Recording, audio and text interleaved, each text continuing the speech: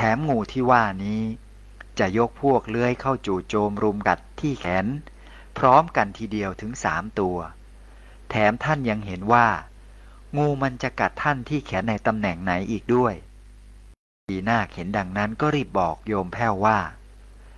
นะฉันเห็นในยานนะว่าวันนี้ฉันจะโดนงูเห่ากัดทีเดียวถึง3 ตัวเมื่อโยมแพ้วได้ฟังดังนั้นก็พากันไปเรียนให้หลวงปู่ทราบซึ่งแม่ชีนาคก็รายงานหลวงปู่ว่าหลวงพ่อเจ้าคะลูกเห็นในยานว่าวันนี้ตอนไปเจริญพุทธมนต์ในป่าช้าจะโดนงูเห่ากัด3 ตัวพอหลวงปู่ได้ฟังดังนั้นท่านก็พูดว่ามันจะทำได้เฉพาะเวลาทุ่มหนึ่งถ้าเลยทุ่มไปแล้วนี่มันจะทำไม่ได้แล้วเพราะฉะนั้นนี่ก่อนเวลาทุ่มหนึ่งเองอย่าออกไปไหนเด็ดขาดที่หลวงปู่ท่านห้ามออกไปเพราะมันเป็นช่วงเวลาที่วิบากกรรมส่งผลซึ่งถ้าช่วงนี้เราอยู่ในที่ของเราและก็อยู่ในธรรมวิบากกรรมมันก็จะผ่านไปแต่หลวงปู่ท่านก็เผื่อเหนียวจึงสั่งให้โยมแพ้วไปเตรียมเรือและให้เอาน้ำมันใส่เรือซึ่งโยมแพ้วก็ได้เตรียมเรือไว้ก่อนหน้านี้แล้วเพราะสมัยนั้นต้องเดินทางกันทางน้ำคือถ้าโดนงูกัดก็จะได้รีบพาไปสถานสาวภาได้ทันเวลาแต่อนิจจาเรื่องที่ไม่อยากให้เกิดก็เกิดขึ้นจนได้ทั้งที่ก่อนแม่ชีนาคจะออกไปปรากฏเจริญพุทธมนต์ในป่าช้าท่านก็พยายามดูนาฬิกาแล้วดูนาฬิกาอีกแต่ด้วยวิบากกรรมอย่างไรก็ไม่ทราบตาท่านลายทำให้มองเห็นเข็มนาฬิกาเลยเวลา1 ทุ่มไปแล้วท่านถึงได้ตัดสินใจออกไปแต่จริงๆแล้วขณะนั้นยังไม่ถึง1 ทุ่มเลยและทันใดนั้นเองสักครู่เดียวหลังจากที่แม่ชีนาคปักกลดเสร็จอยู่แม่ชีนาคก็ตะโกนเสียงหลงขึ้นมาเลยว่าน้าแพ้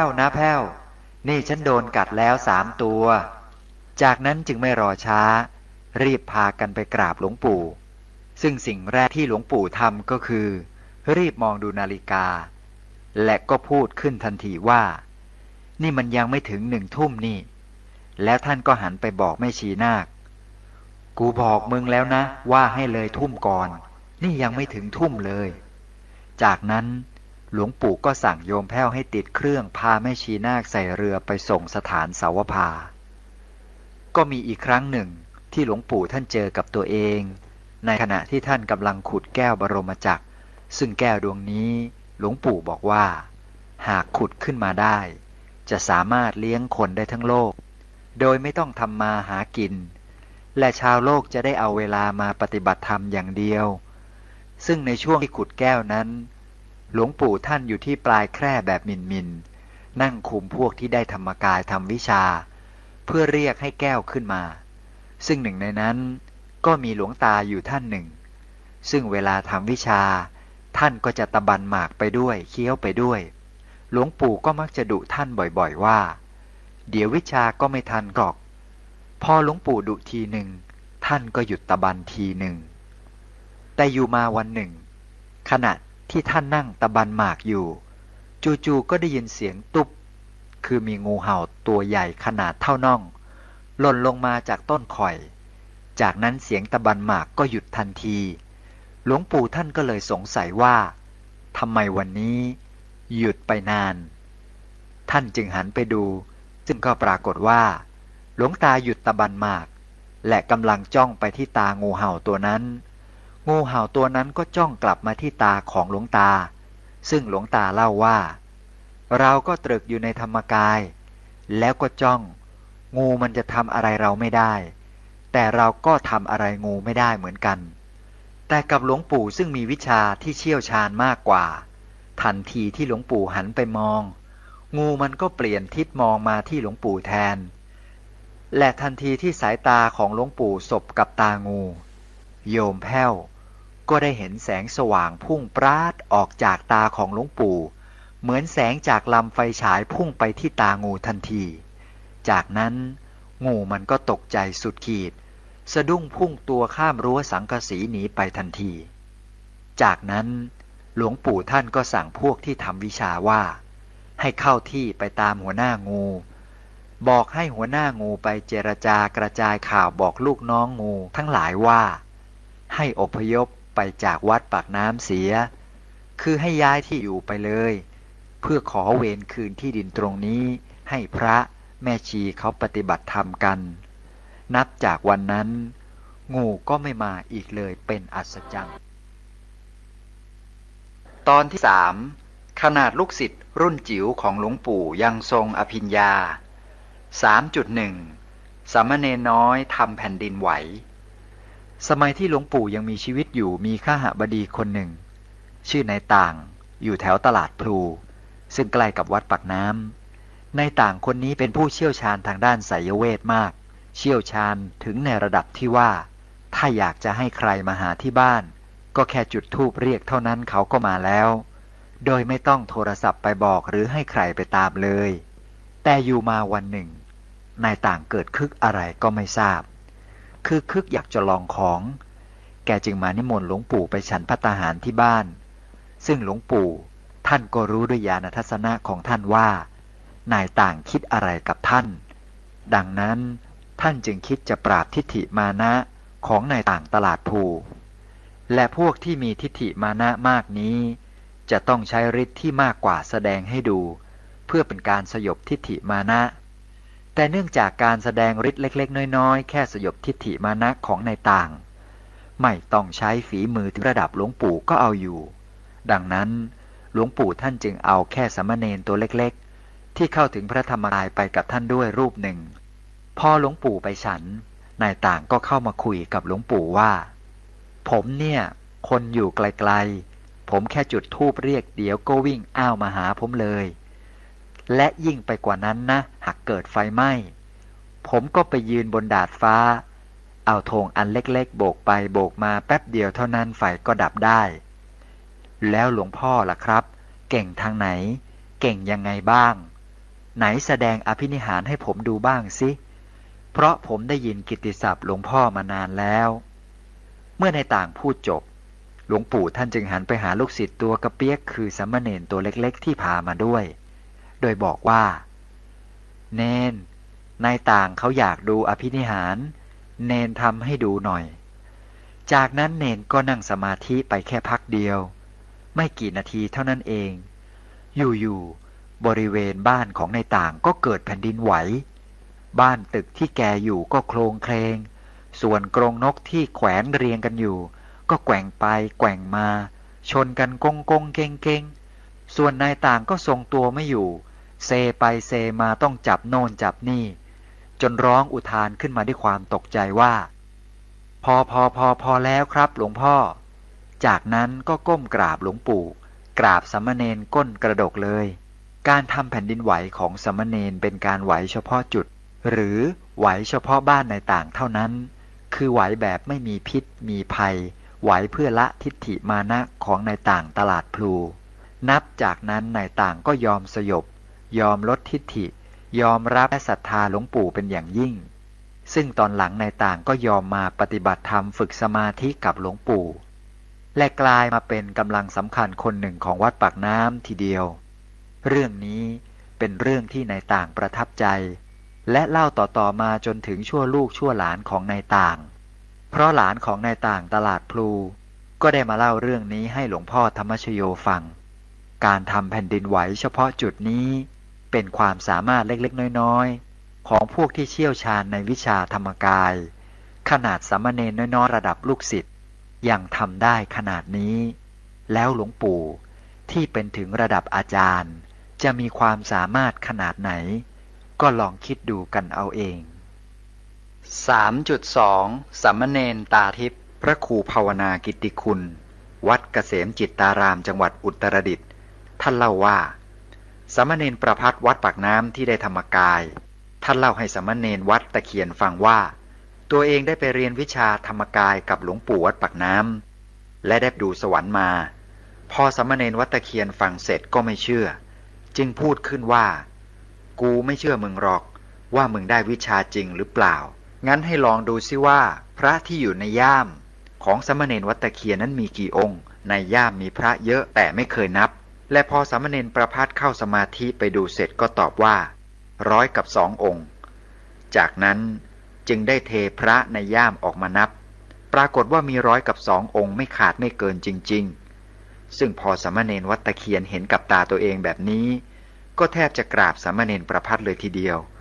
จากนั้นสามเณรวัดตะเคียนก็พูดขึ้นว่านึกว่าวิชาวิปัสสนาหมดไปแล้วนึกว่าวิชามรรคผลไม่มีใครเขาทำได้แล้วด้วยเหตุนี้เองสามเณรวัดตะเคียนก็เลยขอเดินทางไปเรียนวิชาธรรมกายกับหลวงปู่ที่วัดปากน้ำบ้างตอนที่ 4 การตรวจดูดวงบุญเวลาหมอดูจะดูดวงเขาจะถามวันเดือนปีเกิดและเวลาตกฟากก่อนแล้วก็เอามาคำนวณผูกดวงแล้วก็ทำนายเจ้าชะตาซึ่งหมอดูบางคนก็ถ่ายแม่นบ้างไม่แม่นบ้างทายตามเรื่องตามราวกันไป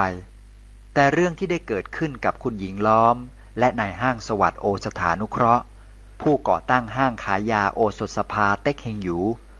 เรื่องมีอยู่ว่าแต่เดิมทั้งคู่รักกันมากก่อนแต่งงานก็ไปดูดวง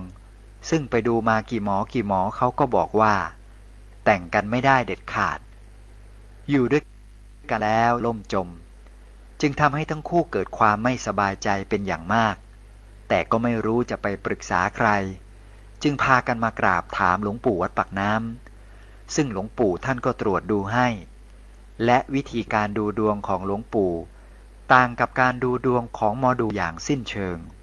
คือท่านไม่ต้องถามวันเดือนปีเกิดไม่ต้องถามเวลาตกฟากอะไรให้ยุ่งยากเพราะท่านเข้าธรรมกายไปตรวจดูดวงบุญดวงสมบัติในตัวได้พอดูเสร็จท่านก็บอกว่าทั้งคู่นี่แต่งงานกันแล้วดีจะเป็นมหาเศรษฐีตระกูลหนึ่งของเมืองไทยเลยทีเดียวเพราะดวงบุญโตกว่าคืบหนึ่งและท่านยังบอกอีกว่าถ้ารวยแล้วให้มาอุปถัมภ์วัดปากน้ำและสุดท้ายก็เป็นอย่างที่หลวงปู่บอกไว้ทุกประการเพราะจากเดิมคุณหญิงล้อมและนายห้างสวัสดิ์ก็ไม่ได้รวยอะไรมีเพียงร้านขายยาเล็กๆแถวสำเพ็งแต่ต่อมาได้ไปทำบุญเลี้ยงพระที่วัดปากน้ำเรื่อยๆพอมาทีไร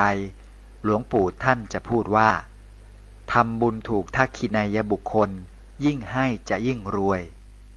และหลวงปู่ท่านก็ให้พรของท่านไปเรื่อยๆทำให้กิจการขายยาขายดิบขายดีมาก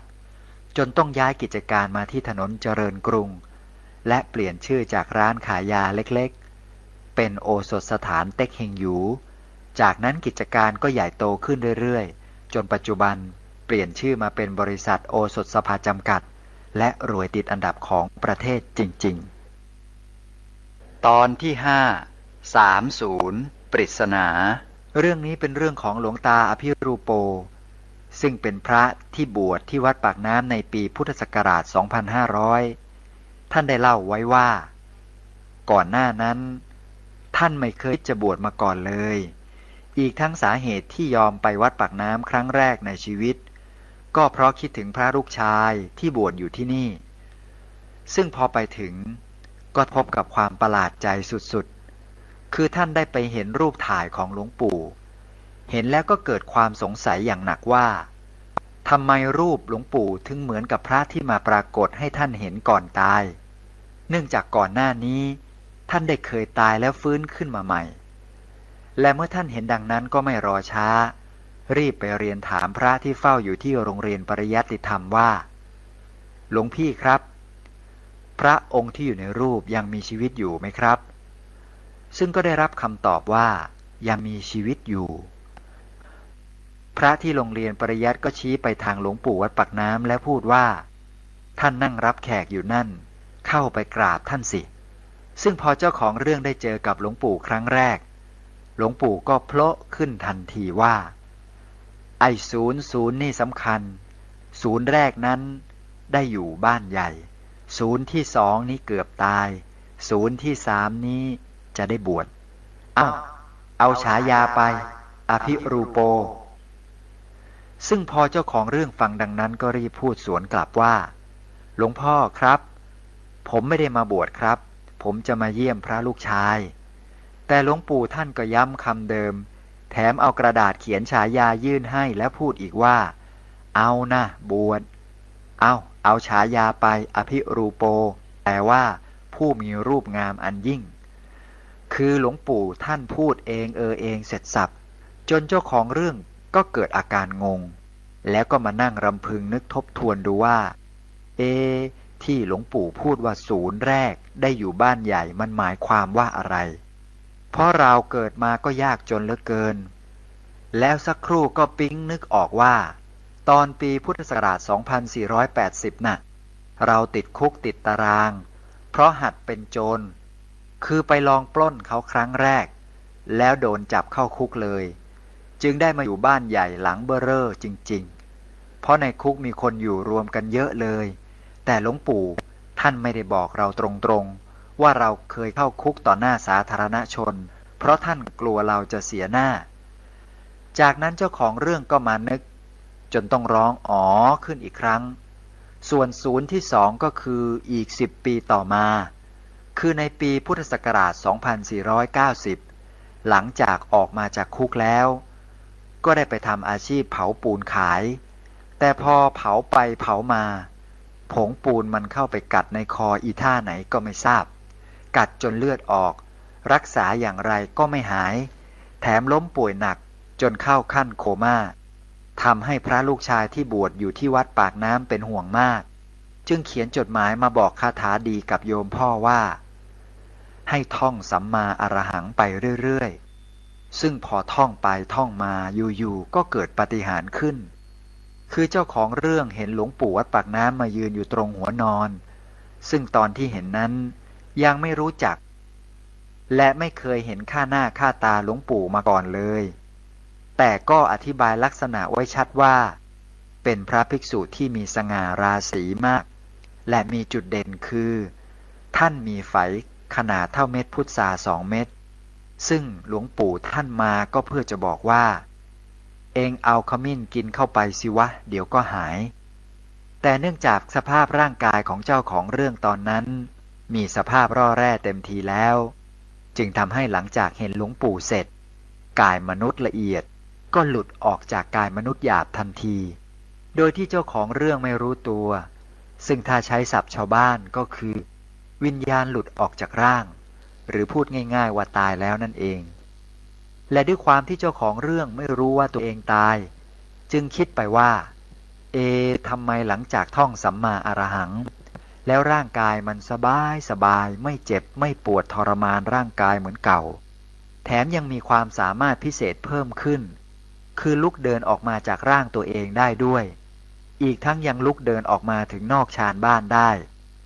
คือแทนที่จะคิดว่าตัวเองตายแล้วแต่กลับมี positive thinking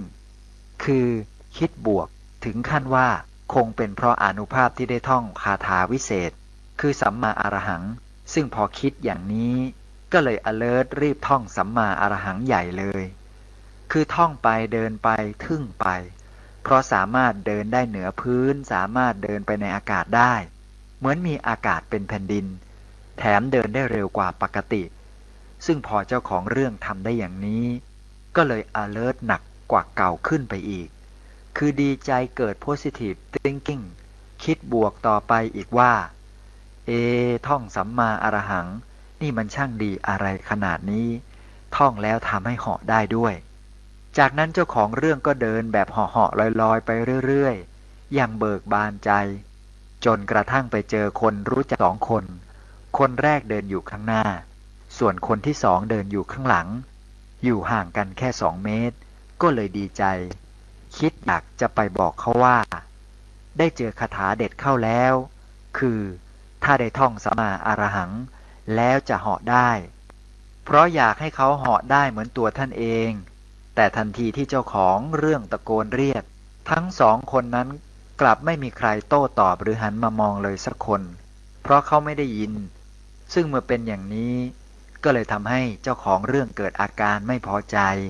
ว่าทำไมเรียกแล้วไม่ได้ยินและไม่มีปฏิกิริยาตอบสนองอะไรกันบ้างเลยด้วยเหตุนี้ก็เลยทำให้กายละเอียดของเจ้าของเรื่องเกิดอาการหงุดหงิดขัดใจและก็มาลองเปลี่ยนวิธีการใหม่นั่นคือเดินไปในอากาศแล้วเอาเท้าไปเหยียบบ่าคนที่อยู่ข้างหน้าเสียเลยเพราะอยากไม่หันมามองดีนักด้วยเหตุนี้ก็เลยทำให้คนที่อยู่ข้างหน้าเซจนหน้าขมำไปเลย และเกิดอาการไม่พอใจอย่างแรงต้องหันขวับกลับมาดูพร้อมกับคำถามที่เกิดขึ้นในใจว่าใครกันบังอาจมาผลักเราและพอหันไปเจอคนข้างหลังก็เลยคิดว่าต้องเป็นไอ้หมอนี่ผลักแน่ๆก็เลยทำให้เกิดการทะเลาะกันยกใหญ่ส่วนเจ้าของเรื่องที่ลอยอยู่ในอากาศได้เห็นดังนั้นก็รีบห้ามบอกว่าอย่าทะเลาะกันฉันน่ะเป็นคนทำเองแต่ไม่ว่าเจ้าของเรื่องจะพยายามบอกอย่างไรสองคนนั้นก็ไม่ได้ยินอยู่ดีเลยทำให้เจ้าของเรื่องเปลี่ยนมาใช้วิธีการใหม่คือเดินไปเขย่าต้นพุทราที่อยู่ข้างหน้าให้สั่นอย่างแรงทันใดนั้นเมื่อสองคนนั้นเห็นต้นพุทราสั่นโดยไม่เห็นคนเขย่าก็เกิดอาการตะลึงค้างหยุดทะเลาะกันทันทีซึ่งขณะที่สองคนกำลังตาค้างอยู่นี่เองก็เลยทำให้กายละเอียดเข้าใจไปเองว่าเจ้ามนุษย์สองคนนี้สามารถมองเห็นเขาแล้วจึงเกิดกำลังใจขึ้นใหม่ว่างั้นเรารีบบอกคาถาดีว่าให้ท่องสัมมาอรหังแล้วจะเหาะได้ดีกว่าแต่ที่ไหนได้ขณะที่กายละเอียดกำลังจะอ้าปากบอกสองคนนั้นก็เพ่นอ้าววิ่งป่าราบหนีไปพร้อมกับตะโกนว่าผีหลอกผีหลอกเมื่อเป็นดังนั้นเจ้าของเรื่องก็ไม่รู้จะทำอย่างไรจึงเดินเรื่อยเปื่อยและไปเจอยายแก่คนหนึ่งที่รู้จักกันอีกจากนั้นก็ใช้วิธีการเดิมคือเดินไปเขย่าต้นไม้ที่อยู่ข้างหน้าเพราะคิดว่าวิธีนี้เป็นวิธีที่จะทำให้ยายแก่หันมามองเจ้าของเรื่องได้แต่ที่ไหนได้ยายแก่คนนี้เจนโลกคือไม่เหมือนชายสองคนที่แล้วเพราะแกไม่กลัวผีคือพอแกเห็นต้นไม้สั่นเองได้แกก็ด่ากราดเลยว่าไอ้ผีมาหลอกได้แม้กระทั่งคนแก่หลอกแม้กระทั่งกลางวันด่าอย่างนั้นอย่างนี้คือโวยวายยกใหญ่จนทำให้เจ้าของเรื่องหมดอารมณ์เกิดอาการไม่พอใจพลางคิดว่าอุตส่าห์หวังดีกะจะเอาคาถาดีสัมมาอรหังเหาะได้มาบอกทำไมต้องมาด่ากันถึงขนาดนี้และพอคิดอย่างนี้ก็เลยเดินเข้าไปใกล้ยายกะว่าจะลองเอาเท้าเหยียบบ่าแกดูเหมือนชายคนเมื่อกี้แต่พอคิดไปคิดมาก็บอกกับตัวเองใหม่ว่าอย่าดีกว่าเพราะขนาดเมื่อกี้เหยียบบ่าผู้ชายคนนั้นไปเบาๆเขายังหน้าขมำไปถึงขนาดนั้นแต่นี่ยายแก่แล้วเดี๋ยวก็เกิดล้มตายขึ้นมาจะบาปเปล่าๆเมื่อคิดดังนั้นแล้วเจ้าของเรื่องก็เดินถอยทับกลับบ้านตัวเองดีกว่าและทันทีที่เข้าบ้านนั่นเองเจ้าของเรื่องก็ต้องตกใจเพราะคนในบ้านร้องไห้กันระงมอีกทั้งพอเห็นสับปเหร่อกำลังจับร่างของเจ้าของเรื่องมัดมือมัดตราสังเอาดอกไม้ใส่มือก็เลยรู้ว่าตัวเองได้ตายไปแล้วซึ่งพอรู้อย่างนี้เจ้าของเรื่องก็เกิดความรู้สึกอยากจะกลับเข้าร่างตัวเองใหม่แต่ก็ไม่รู้จะทำยังไงจึงรีบท่องสัมมาอรหังใหญ่เลยและคิดในใจว่าอยากจะเข้าร่างให้ได้จากนั้นมันก็ปรื้ดเข้าไปอย่างไรก็ไม่ทราบคือกายละเอียดมันวืดเข้าร่างเดิมได้ซึ่งพอสับปเหร่อเห็นร่างกายที่ตายแล้วเกิดalertกระดุกกระดิกขึ้นมาใหม่ได้ก็นึกว่าผีหลอกเพ่นอ้าวหนีกันไปเป็นแถวเลยแต่สักครู่ก็มีผู้กล้าคนหนึ่งเข้าไปแกะเชือกที่มัดมือเอาดอกไม้ออกแล้วก็พูดคุยกันจนเกิดความเข้าใจและมั่นใจว่าไม่ใช่ผีแล้วเจ้าของเรื่องก็เลยบอกให้คนข้างๆเตียงช่วยไปเอาขมิ้นมาให้กินตามที่หลวงปู่วัดปากน้ำมาบอกเอาไว้จนสุดท้ายก็หายป่วยเป็นอัศจรรย์จนกระทั่ง10 ปีถัดมาคือปีพุทธศักราช 2500 เป็นศูนย์ที่ 3อยู่ๆเจ้าของเรื่องก็เกิดคิดถึงพระลูกชายที่วัดปากน้ำมากก็เลยได้มาเจอหลวงปู่องค์เป็นครั้งแรกและพอเจอท่านก็ทักเรื่อง30อย่างที่ได้เล่ามาแล้วก็บอกว่าศูนย์ที่3นี่จะได้บวชแต่เจ้าของเรื่องก็บอกกับหลวงปู่ไปว่าบวชไม่ได้เพราะตอนนี้เป็นหนี้เขาอยู่แต่เนื่องจากหลวงปู่ท่านเห็นในที่จึงบอกกลับไปว่าให้ไปบอกเจ้าหนี้นะว่าเองจะบวชแล้วเจ้าหนี้เขาจะยกหนี้ให้เองหมดแล้วเขาก็จะเป็นเจ้าภาพบวชให้ด้วยแถมเองก็ยังเหลือเงินกลับมาวัดปากน้ำอีกด้วยซึ่งพอเจ้าของเรื่องฟังดังนั้นก็เลยลองไปหาเจ้าหนี้ดูว่าอยากจะบวช เจ้าหนี้ก็เลยถามย้ำความมั่นใจว่าจะบวชจริงหรือเปล่าเจ้าของเรื่องก็บอกว่าจริงๆจะบวชไปตลอดชีวิตเลยเพราะแก่มากแล้วอีกทั้งพระลูกชายก็บวชอยู่วัดปากน้ำเมื่อเจ้าของหนี้ฟังดังนั้นก็alertดีใจรีบอนุโมทนาแล้วบอกต่อว่างั้นยกหนี้ให้หมดเลยก็ได้แถมยังถามต่อไปอีกว่ามีเจ้าภาพบวชให้หรือยังเจ้าของเรื่องก็ตอบว่ายังเจ้าหนี้ก็บอกต่อด้วยความดีใจว่างั้นจะขอเป็นเจ้าภาพให้เองจากนั้นเจ้าหนี้ก็ถามเพิ่มอีกว่าแล้วมีเงินเดินทางไปวัดปากน้ำหรือเปล่าเจ้าของเรื่องก็ตอบว่าไม่มีเจ้าหนี้ก็เลยให้เงินมาอีกก้อนหนึ่งเพื่อเป็นค่าเดินทางไปวัดปากน้ำอีกจากเป็นหนี้แต่กลับเหลือเงินกลับมาวัดปากน้ำจริงๆซึ่งเป็นไปตามที่หลวงปู่บอกไว้เป็นอัศจรรย์ทุกประการตอนที่ 6 ท่านศักดิ์สิทธิ์เกินไปเรื่องนี้เป็นเรื่องของลุงเปล่งซึ่งเป็นบุคคลยุคต้นวิชาที่ชอบมาเล่าเรื่องราวของหลวงปู่ให้หลวงพ่อธรรมชโยฟังบ่อยๆอีกทั้งยังเคยมาวัดพระธรรมกายตั้งแต่ครั้งยังเป็นทุ่งนาฟ้าโล่งอีกด้วยลุงเปล่งเป็นทานบดีของวัดปากน้ำที่ชอบมาถวายภัตตาหารกับหลวงปู่พร้อมกับภรรยาอยู่เป็นประจำด้วยเหตุนี้จึงทำให้ลุงเปล่งคุ้นเคยกับหลวงปู่แต่ทว่าแม้จะคุ้นเคยกับหลวงปู่มากสักแค่ไหนลุงเปล่งก็ไม่ค่อยจะเชื่อในความศักดิ์สิทธิ์ของหลวงปู่สักเท่าไหร่ที่บอกอย่างนี้ไม่ใช่เพราะลุงเปล่งไม่เคารพหรือลบหลู่หลวงปู่แต่เป็นเพราะเปล่งไม่ค่อยเข้าใจและตามไม่ทันในเรื่องการทำวิชาของหลวงปู่โดยลุงเปล่งจะชอบพูดว่าหลวงพ่อท่านศักดิ์สิทธิ์เกินไปอีกทั้งยังไม่ค่อยเชื่อในอานุภาพวิชาธรรมกายอีกด้วยเหตุนี้ลุงเปล่งจึงเป็นคนพิเศษเพียงคนเดียวที่แม้ยังไม่เข้าถึงพระธรรมกายแต่หลวงปู่ท่านก็เอ็นดูและอนุญาตให้เข้าไปในโรงงานทำวิชาซึ่งก็คือกุฏิของท่านเพื่อให้ลุงเปล่งได้ประจักษ์ในความศักดิ์สิทธิ์ของวิชาธรรมกายด้วยตัวเองทั้งที่ในสมัยนั้นผู้ที่จะเข้าไปในโรงงานทำวิชาได้ต้องพวกที่เข้าถึงพระธรรมกายเท่านั้นแต่สำหรับลุงเปล่งแล้วหลวงปู่จะพาท่านไปที่ประตูของโรงงานทำวิชาแล้วบอกว่าเปล่งเวลาเองเข้ามานี่เองเอามือล้วงข้างล่างแล้วดันไม้อย่างนี้นะแล้วประตูมันจะเปิดเองและถ้าเองเข้าไปแล้วก็ให้นั่งเฉยๆนะอย่าส่งเสียงพูดอะไรเพราะเขากำลังทำวิชากันซึ่งพอลุงเปล่งลองเข้าไปจริงๆท่านก็ออกมาเล่าว่าพอเข้าไปแล้วเราเหมือนคนบ้านะเพราะไม่รู้เขาพูดอะไรกันพูดกันอยู่สองคำคือทำให้ละเอียดลงไปละเอียดหรือยังซึ่งถ้าเป็นผู้หญิงก็จะตอบหลวงปู่ว่าละเอียดแล้วเจ้าค่ะถ้าเป็นพระก็จะตอบว่าละเอียดแล้วครับคือฟังแล้วไม่เห็นจะมีอะไรมีแต่คำว่าละเอียดและพอหลวงปู่ถามพวกที่ทำวิชาว่าสว่างหรือยังเขาก็ตอบออกมาว่าสว่างแล้วเจ้าค่ะจากนั้นหลวงปู่ก็บอกลุงเปล่งว่าเปล่งไหนเองลองออกไปดูซิท้องฟ้าสว่างหรือยังซึ่งลุงเปล่งก็ได้แต่ไม่เข้าใจ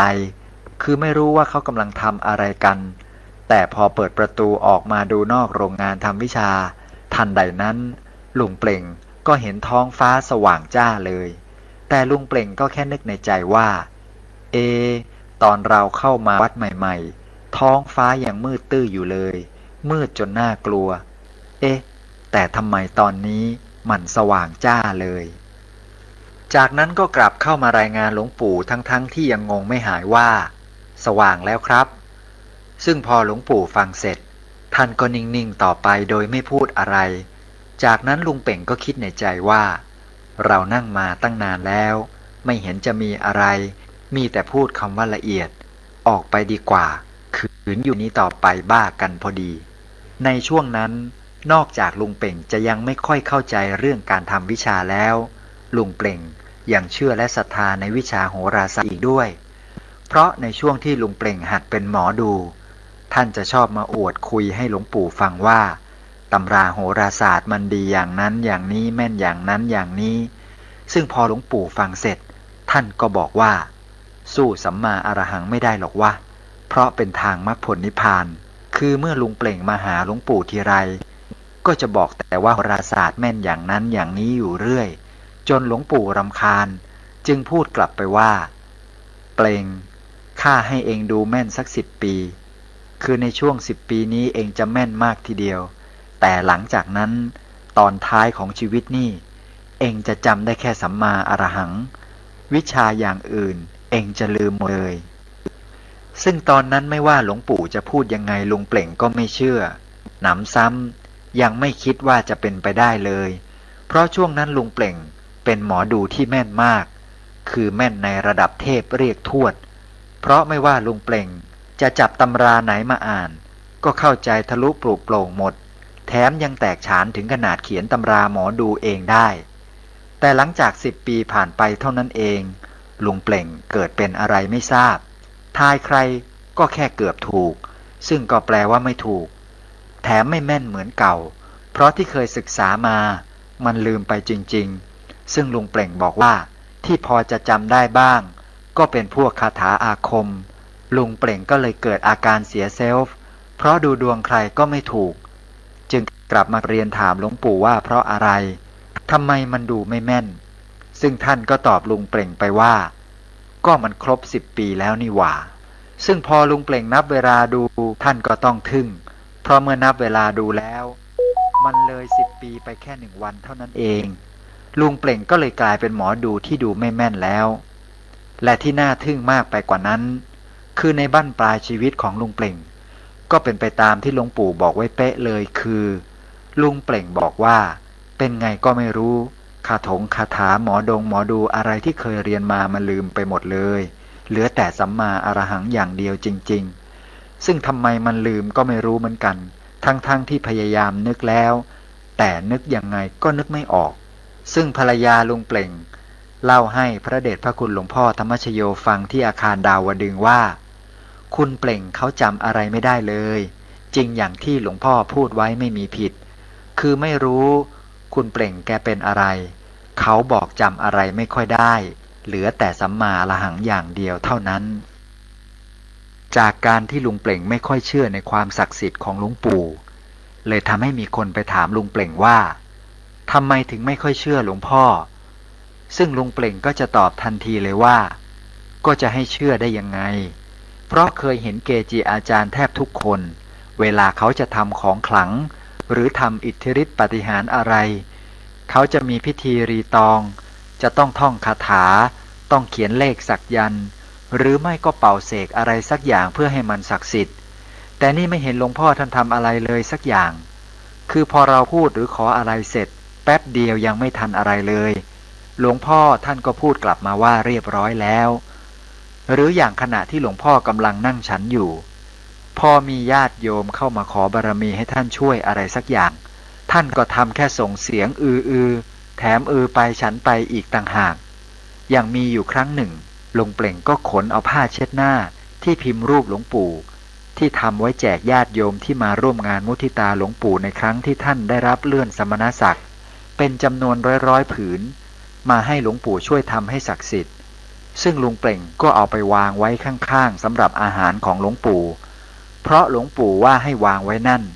แล้วท่านก็นั่งฉันไปเรื่อยๆและพอฉันเสร็จท่านก็บอกลุงเปล่งว่าเสร็จเรียบร้อยแล้วเอ็งยกออกไปได้เลยพอลุงเปล่งเห็นดังนั้นแทนที่จะalertดีอกดีใจกลับขัดอกขัดใจมากอีกทั้งยังรู้สึกหงุดหงิดขึ้นมาทันทีเพราะมองว่าหลวงปู่ไม่ยอมทำอะไรให้สักอย่างคิดว่าหลวงปู่ท่านไม่ยอมเสกผ้าเช็ดหน้าให้และเมื่อคิดดังนี้ก็เลยเอาผ้าเช็ดหน้านั้นเที่ยวไล่แจกญาติโยมจนหมดเกลี้ยงไม่เหลือเลยแม้แต่ผืนเดียวแถมไม่ยอมเก็บไว้เป็นของตัวเองเลยสักผืนเพราะมัวแต่คิดว่าผ้าเช็ดหน้าทั้งชุดนี้จะศักดิ์สิทธิ์ได้อย่างไรเพราะหลวงปู่ท่านไม่ยอมเสกให้แต่ที่ไหนได้หลังจากที่ลุงเปล่งแจกเขาจนหมดแล้วไม่นานต่อมาปรากฏว่ามีคนเจออานุภาพมากมายอีกทั้งยังมาเล่าเรื่องความศักดิ์สิทธิ์ของผ้านั้นให้ลุงเปล่งฟังว่าเจออานุภาพอย่างนั้นอย่างนี้เช่นบางคนไปทดลองเอาปืนยิงผ้าซึ่งปรากฏว่าปืนพังไปเลยคือยิงไม่ออกด้วยเหตุนี้ เลยทำให้ลุงเปล่งนึกเสียดายขึ้นมาทันทีจนพูดออกมาว่าตายแล้วไม่มีแล้วแจกเข้าไปหมดแล้วและพอลุงเปล่งมารู้ทีหลังว่าผ้าเช็ดหน้านั้นศักดิ์สิทธิ์ลุงเปล่งก็เกิดคาใจขึ้นมาว่าอยู่ๆผ้าเช็ดหน้าเกิดศักดิ์สิทธิ์ขึ้นมาได้อย่างไรในเมื่อหลวงปู่ไม่ได้เสกไม่ได้เป่าอะไรเลยด้วยความคาใจอย่างแรงนี้เองลุงเปล่งก็เลยเข้าไปถามว่าหลวงพ่อทำยังไงหรือครับไม่เห็นเสกเป่าอะไรกับเขาเลยแล้วทำไมเขาเอาไปยิงแล้วยิงไม่ออกซึ่งหลวงปู่ก็ตอบแบบนิ่งๆว่าก็นึกเอาลุงเปล่งก็ถามต่ออีกว่านึกยังไงหลวงปู่ก็ตอบเพิ่มว่าก็นึกในตำแหน่งที่นึกแล้วมันจะสำเร็จสิซึ่งก็คือศูนย์กลางกายฐานที่7นั่นเองและนี่ก็คือสาเหตุหนึ่งที่ทำให้ลุงเปล่งชอบพูดว่าหลวงพ่อท่านศักดิ์สิทธิ์เกินไปคือดูภายนอกเหมือนหลวงปู่ท่านไม่ทำอะไรแต่จริงๆท่านทำงานภายในตลอดเวลาจนเป็นเรื่องปกติธรรมดาของท่านจึงทำให้ท่านเป็นมหาปูชนียาจารย์ที่ศักดิ์สิทธิ์และมีอานุภาพอันไม่มีประมาณหรืออีกคราวหนึ่งลุงเปล่งและภรรยาได้ไปถวายภัตตาหารเพลกับหลวงปู่และคณะพระภิกษุสงฆ์ที่วัดปากน้ำและพอหลวงปู่ฉันเสร็จท่านก็พูดกับลุงเปล่งว่าพระจะให้พรแล้วนะเดี๋ยวพระพุทธเจ้าท่านเสด็จลงมานี่นะเองจะเอากี่องค์เดี๋ยวให้ท่านมาให้พรเองสัก10,000 องค์ศักดิ์สิทธิ์นักอธิษฐานเอาเลยนะเองอธิษฐานเอาศักดิ์สิทธิ์เดี๋ยวท่านมา10,000 องค์แถมท่านยังย้ำอีกว่ามาแน่นอนพอลุงเปล่งฟังหลวงปู่พูดอย่างนี้ก็เกิดอาการเป็นงงไม่เข้าใจและคิดในใจว่าเราคงบ้าแน่ท่านพูดอะไรของท่านก็ไม่รู้พระพุทธเจ้าจะเสด็จลงมาให้พรได้ยังไงซึ่งการที่ลุงเปล่งคิดอย่างนี้เนื่องจากลุงเปล่งไม่เข้าใจเรื่องการทำวิชาก็เลยไม่เข้าใจความหมายที่หลวงปู่พูดแต่ถ้าพวกที่ทำวิชาเป็นได้มาฟังก็จะเข้าใจทันทีว่าการอาราธนาพระพุทธเจ้ามาแค่10,000 องค์เป็นเรื่องที่ง่ายนิดเดียวหรือเป็นเรื่องเล็กน้อยเท่านั้นซึ่งนอกจากลุงเปล่งจะไม่เข้าใจคำพูดที่หลวงปู่พูดแล้วลุงเปล่งก็ยังมีแนวร่วมคือภรรยาของลุงเปล่งที่มาด้วยกันและไม่เข้าใจสิ่งที่ท่านพูดเหมือนกันซึ่งภรรยาลุงเปล่งบอกว่าไม่รู้ว่าหลวงพ่อท่านพูดอะไรของท่านเราก็เลยอธิษฐานส่งเดชไปเพราะตอนนั้นไม่คิดว่าท่านจะศักดิ์สิทธิ์จริงเพราะหลวงพ่อท่านก็แค่พูดนิ่งๆเฉยๆอีกทั้งยังไม่เห็นมีพิธีรีตองอะไรเราก็เลยนึกว่าไม่มีอะไรและจากการที่ลุงเปล่งไม่ค่อยเข้าใจและไม่ค่อยเชื่อในความศักดิ์สิทธิ์ของหลวงปู่นี่เองลุงเปล่งก็เลยไม่เคยคิดที่จะอธิษฐานขออะไรที่มันใหญ่โตมากคือแทนที่ลุงเปล่งจะอธิษฐานขอให้เป็นมหาเศรษฐีระดับโลกมีเงินมีกินมีใช้เหลือเฟือจะได้ไม่ต้องมาทำมาหากินอีกแล้วแต่กลับคิดและอธิษฐานขอแค่ว่าให้ได้ทำงานอยู่บริษัทบอร์เนียวไปจนกว่าบริษัทจะเจ๊งซึ่งนั่นก็หมายถึงลุงเปล่งอยากจะทำงานไปให้นานที่สุดเท่าที่จะทำได้เนื่องจากบริษัทบอร์เนียวเป็นบริษัทที่มีความมั่นคงสูงมากแต่แม้บริษัทบอร์เนียวจะมั่นคงขนาดไหนแต่สิ่งที่ไม่มั่นคงก็คือสถานภาพของลุงเปล่งเพราะลุงเปล่งทะเลาะกับหัวหน้าที่เป็นฝรั่งทุกวันท่านก็เลยกลัวว่าจะโดนไล่ออกเพราะคนที่ทะเลาะกับฝรั่งโดนไล่ออกไปกันหลายแล้วคือถูกยื่นซองขาวจนซองขาวข้ามหัวไปข้ามหัวมาซึ่งลุงเปล่งก็กลัวมากว่าตัวเองจะต้องเป็นรายต่อไปส่วนคุณป้าที่เป็นภรรยาของลุงเปล่งก็พอกันสมกับเป็นภรรยาของลุงเปล่งจริงๆคือแทนที่จะอธิษฐานขออะไรใหญ่ๆโตๆก็อธิษฐานขอแค่ให้มีสักหลังแถมยังบอกว่าเอาไม่ต้องใหญ่ขอหลังเล็กๆที่พอมีบริเวณสนามหญ้านิดหน่อยมีรั้วแค่นี้ก็พอแล้วและพอลุงเปล่งและภรรยาอธิษฐานเสร็จหลวงปู่ท่านก็พูดย้ำเพิ่มความมั่นใจให้อีกว่าที่อธิษฐานนี่นะสำเร็จทุกอย่างเอาให้ตั้งใจรับพรซึ่งพอท่านขึ้นยะถาให้พรจนจบขณะที่ท่านลุกเดินเข้าโรงงานทำวิชาท่านก็ยังหันหน้าไปย้ำลุงเปล่งอีกว่าเปล่งเอ้ยที่เอง สิ่งที่เองอธิษฐานน่ะสำเร็จแต่ลุงเปล่งก็ไม่ถึงกับเชื่อหลวงปู่เพราะหลังจากนั้นลุงเปล่งก็ยังมากราบเรียนหลวงปู่อยู่เรื่อยๆว่าหลวงพ่อครับเขาจะไล่ผมออกแล้วครับเพราะผมทะเลาะกับฝรั่งหนักขึ้นทุกวันทำยังไงดีครับแต่พอหลวงปู่ฟังดังนั้นท่านก็บอกว่าเดี๋ยวข้าจะฝากเขาให้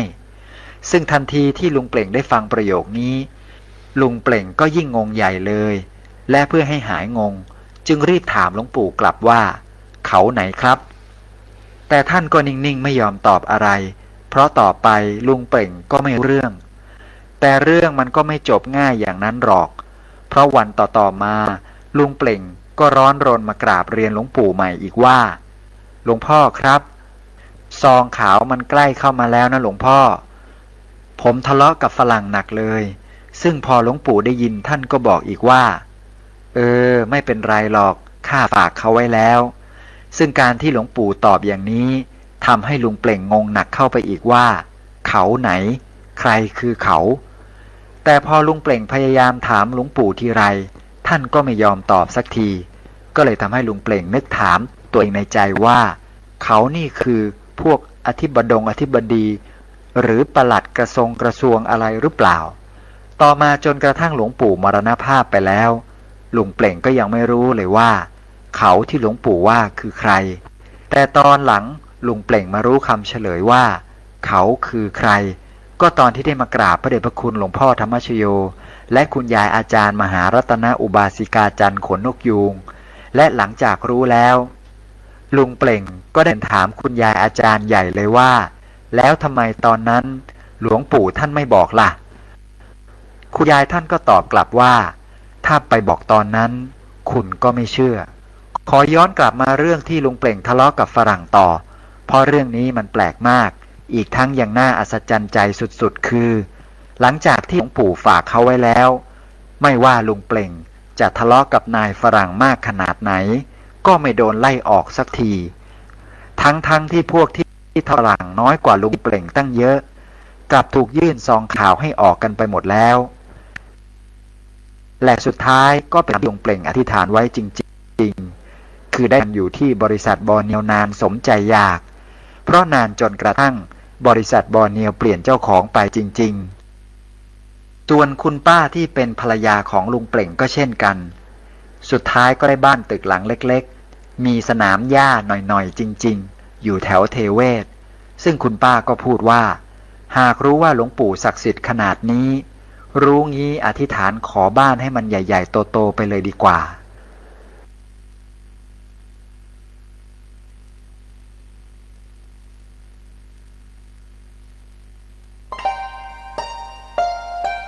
ท่านกำลังรับฟังสถานีวิทยุสาธารณะจังหวัดเชียงใหม่คลื่นพัฒนาคุณภาพชีวิต FM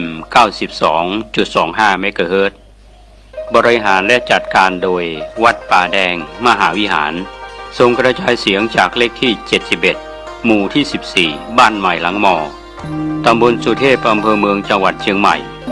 รหัสไปรษณีย์50200หมายเลขโทรศัพท์0818815690 0520000636-7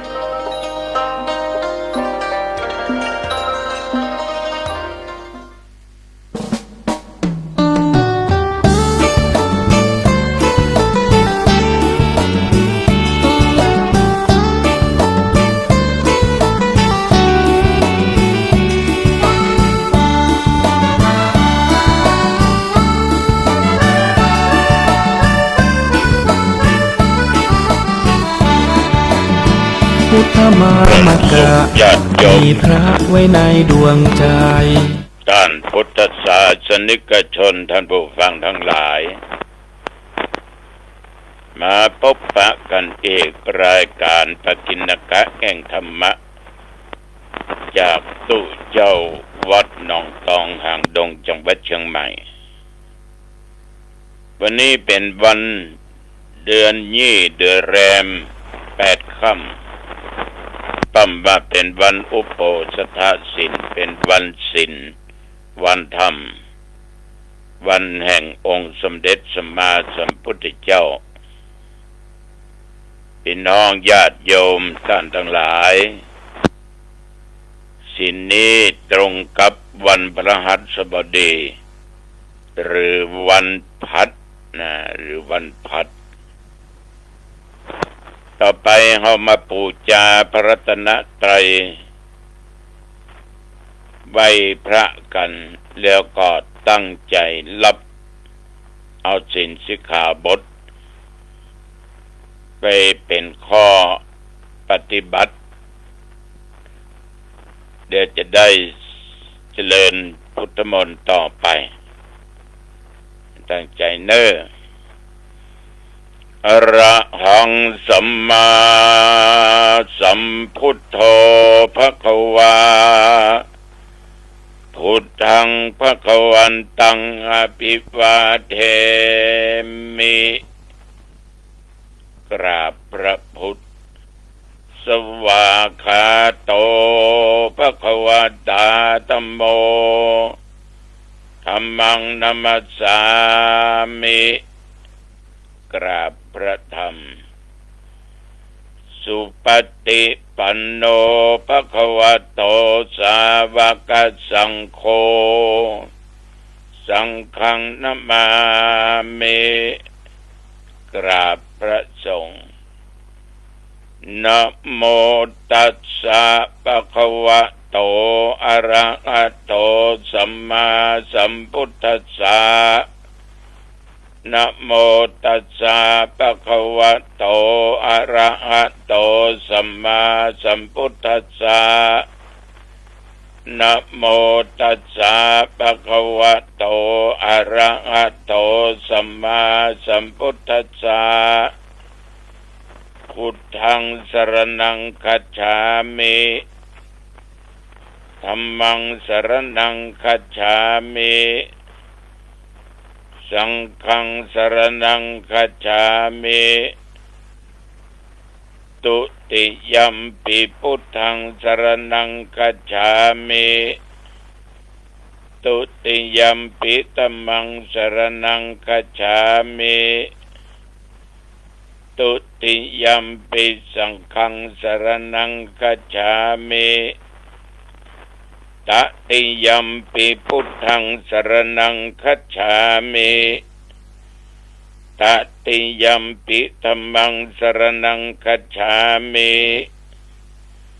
ตติยัมปิสังฆังสรณังคัจฉา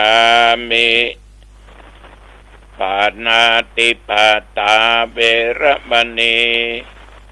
สิกขาปะตังสมาธิยามิอะตินนาตนาเวระมณีสิกขาปะตังสมาธิยามิกาเมสุมิจฉาจาราเวระมณีสิกขาปะตังสมาธิยามิมุสาวาทาเวระมณีสิกขาปะตังสมาธิยามิสุราเมรยะมัจจปมาตฐานาเวระมณีสิกขาปะตังสมาธิยามิอิมานิปัญจสิกขาปทานิสีเรนะสุขติงยันติสีเลนะโภคสัมปทาสีเลนะนิพุตติงยันติตัสมาสีลังวิโสทะเย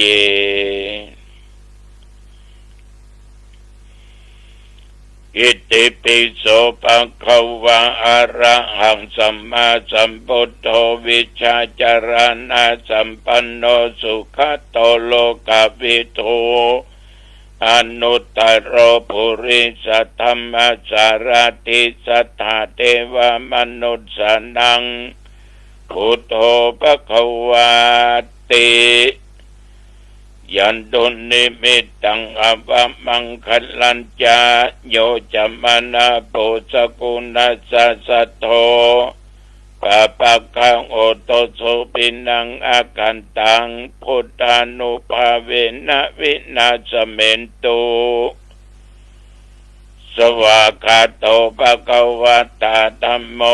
สันติติโกอากาลิโกเอหิปัสสิโกโอปนาจิโกปัจจตังเวทิตาโพวินโยหิติยันตุนิมิตตังอภมังคัลลัญจาโยจะมนาโปสกุณัสสะสัทโธปะปะกังโอโตโสปินังอากันตังธัมมานุภาเวนะวินาสเมนตุสุปฏิปันโนภะคะวะโตสาวกสังโฆอุชุปฏิปันโนภะคะวะโตสาวกสังโฆยายะปฏิปันโนภะคะวะโตสาวกสังโฆสามิจิปฏิปันโนภะคะวะโตสาวกสังโฆยะติตังจัตตาริปุริสยุคานิอัตถปุริสปุคัลลาเอสะภะคะวะโตสาวกสังโฆอาหุนายโยปาหุนายโยทักขินายโยอัญชลิกรณิโยอนุตตลังปุญญาเกตังโลกัสสาติยันตุนิมิตตังอภมังคัลลัญจาโยจะมานาโปสกุณัสสะสัทโธปะปะคะโหตุโสปินังอากันตังสังฆานุภาเวนะวินาสเมนตุ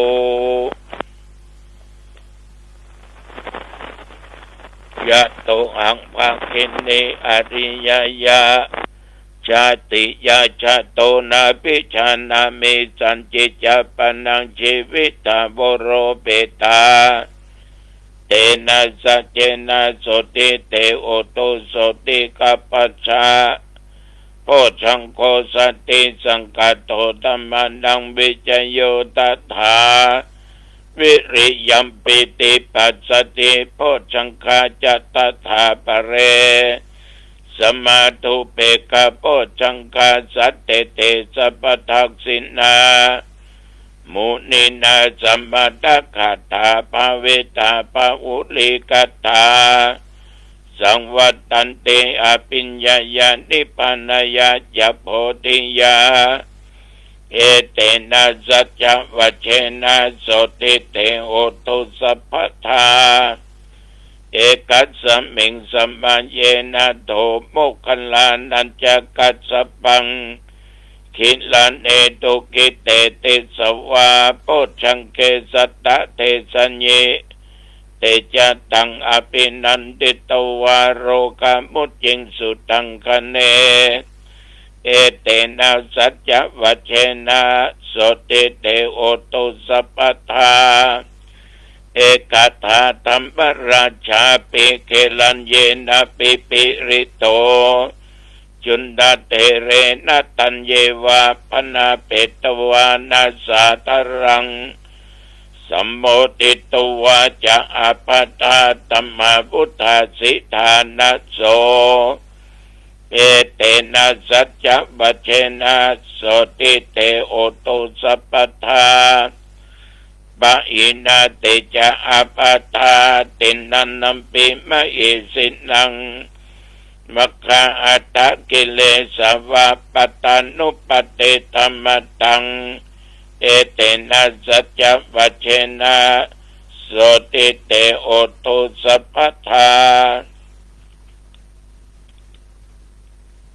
ภวตุสัพพมังคลังรักขันตุสัพพเทวตาสัพพพุทธานุภาเวนะสัทธาโสติภวันตุเตภวตุสัพพมังคลังรักขันตุสัพพเทวตาสัพพธรรมานุภาเวนะสัทธาโสติภวันตุเต ภวตุสัพพะมังคลังรักขันตุสัพพะเทวตาสัพพะสังฆานุภาเวนะสัทธาโสธีภวันตุเต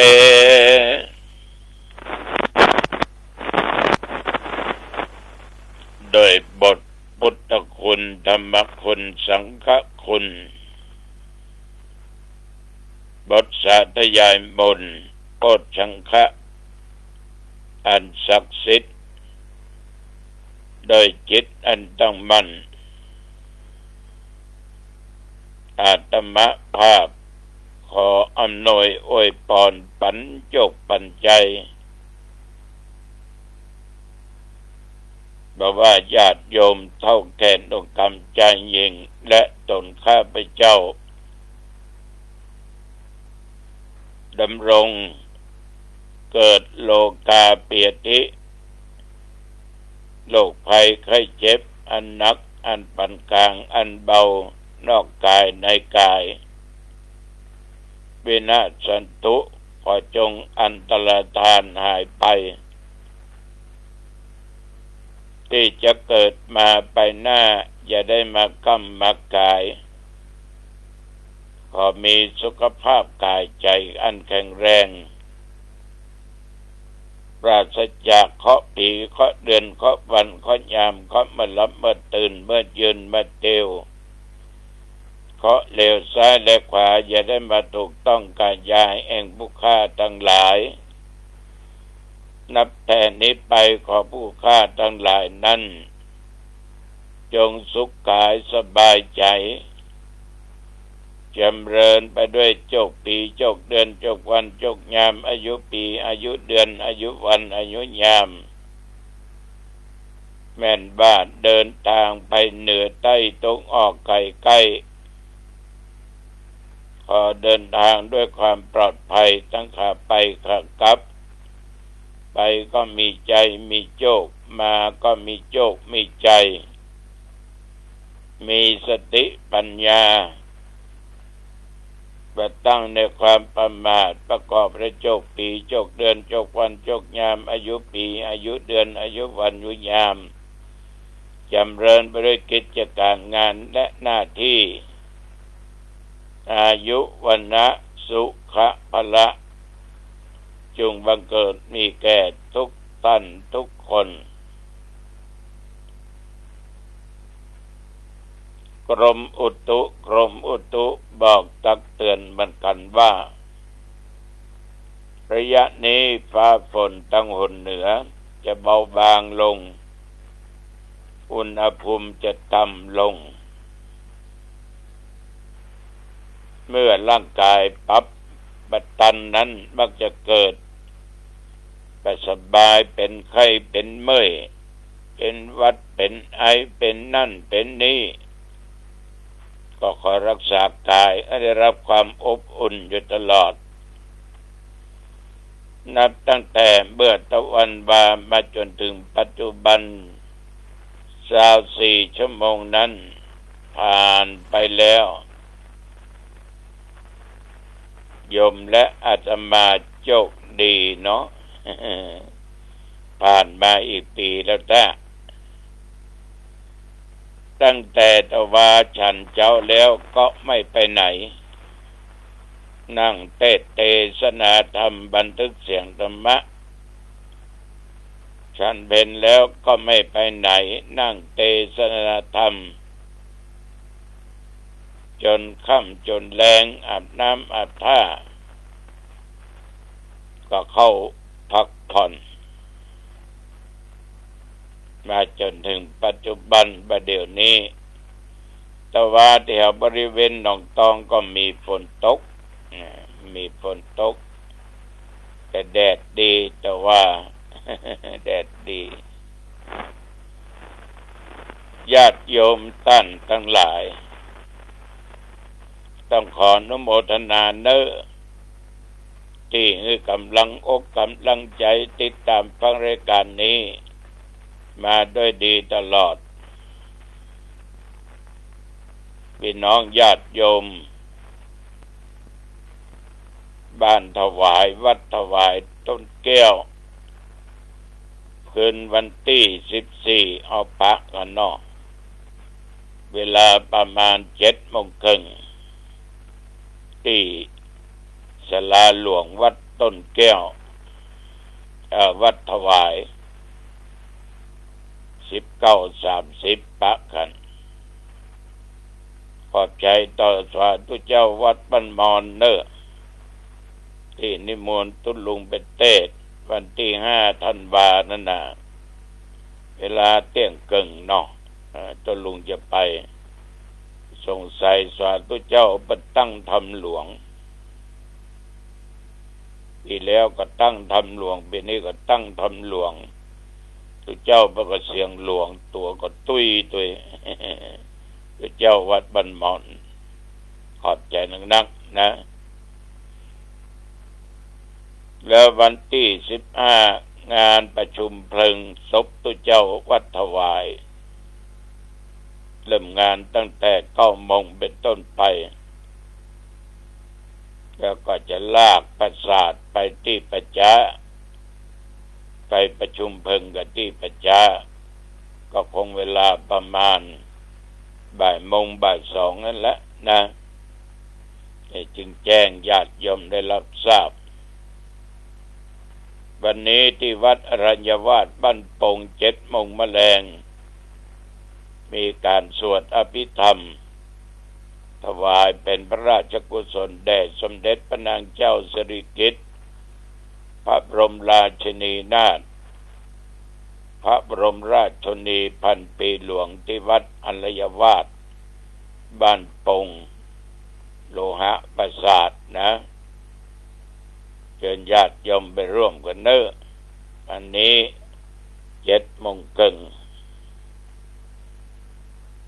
งานเจริญงานสวดพุทธมนต์นั้นมีเป็นประจำทุกวันอำเภอหางดงก็มอบหมายแต่ละตำบลรับผิดชอบวัดไหนที่มีตุเจ้าเน้นอยู่นักก็สวดกันทุกวันถวายเป็นพระราชกุศลทุกวันแด่สมเด็จพระแม่เจ้าของแผ่นดินอย่างใดต้องขออนุโมทนาต่อคณะสงฆ์ต่อญาติต่อโยมเป็นอย่างมากที่แสดงออกซึ่งความกตัญญูกตเวทิตาต่อสมเด็จพระนางเจ้าสิริกิติ์พระบรมราชินีนาถ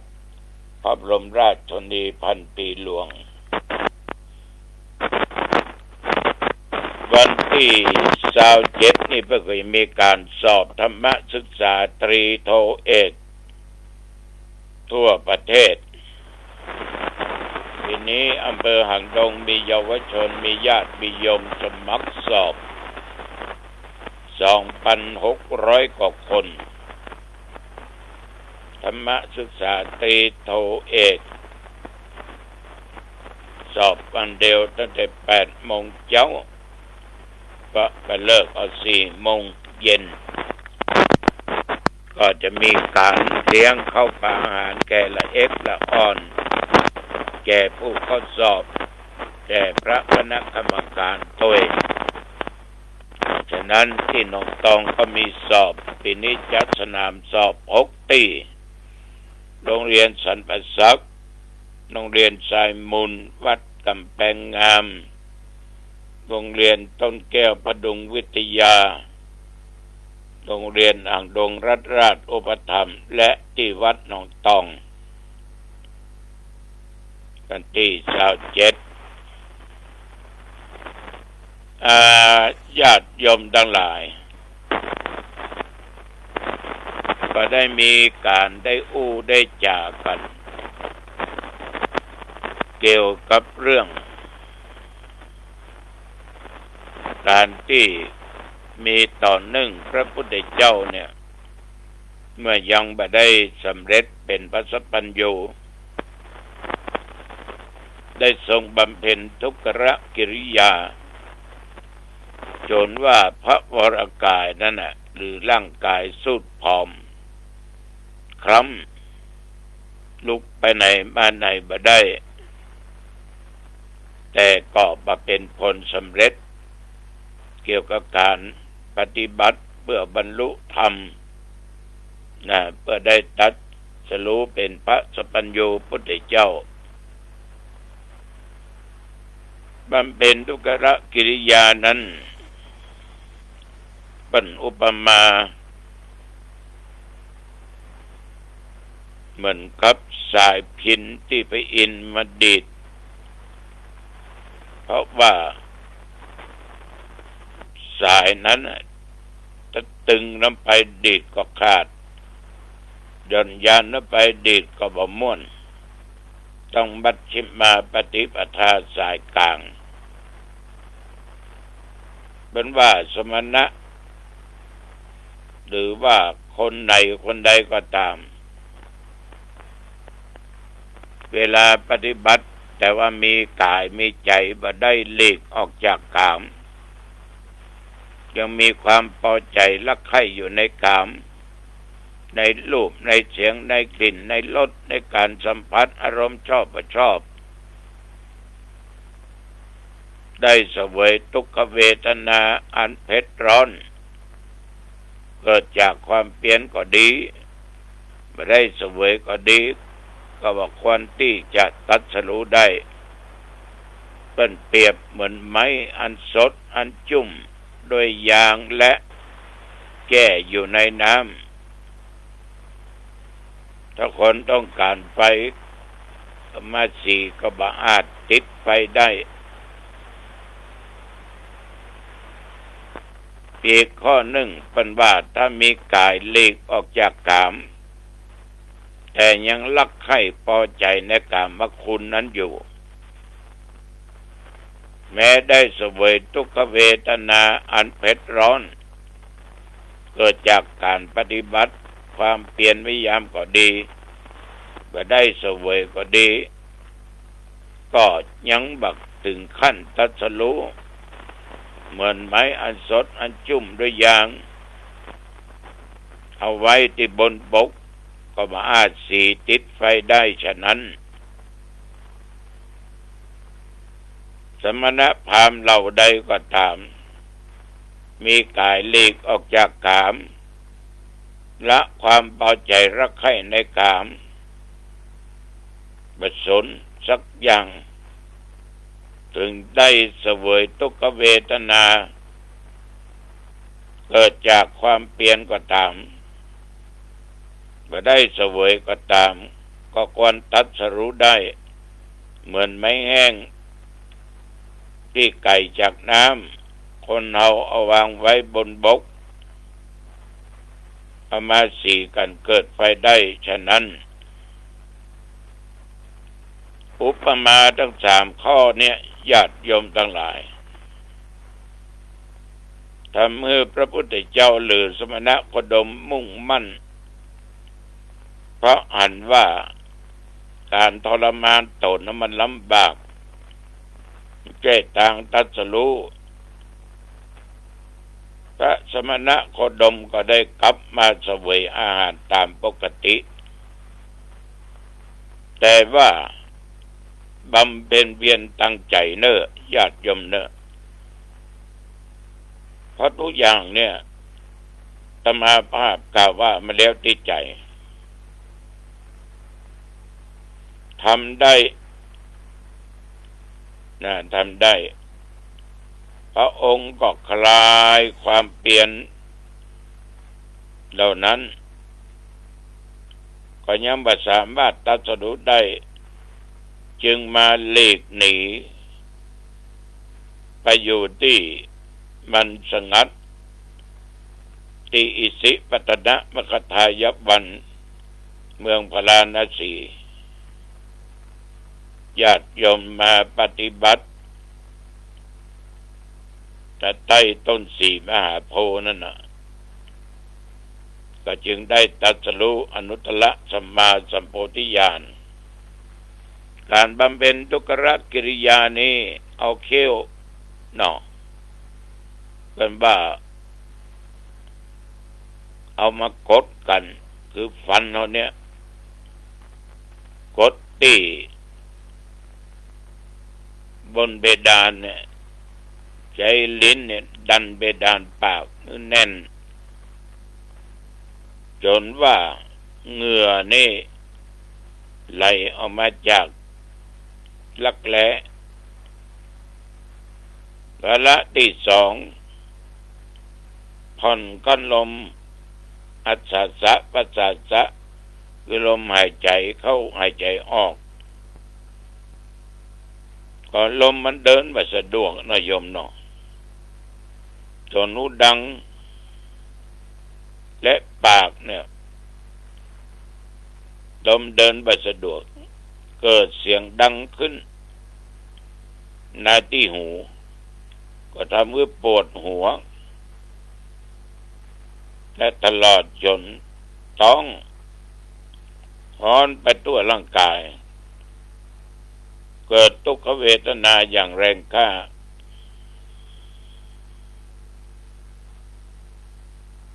อัปปนะฌานต่างๆซึ่งเป็นการเพ่งโดยบ่มีปริมาณคือการกั้นลมหายใจเกิดขึ้นแก่มหาบุรุษ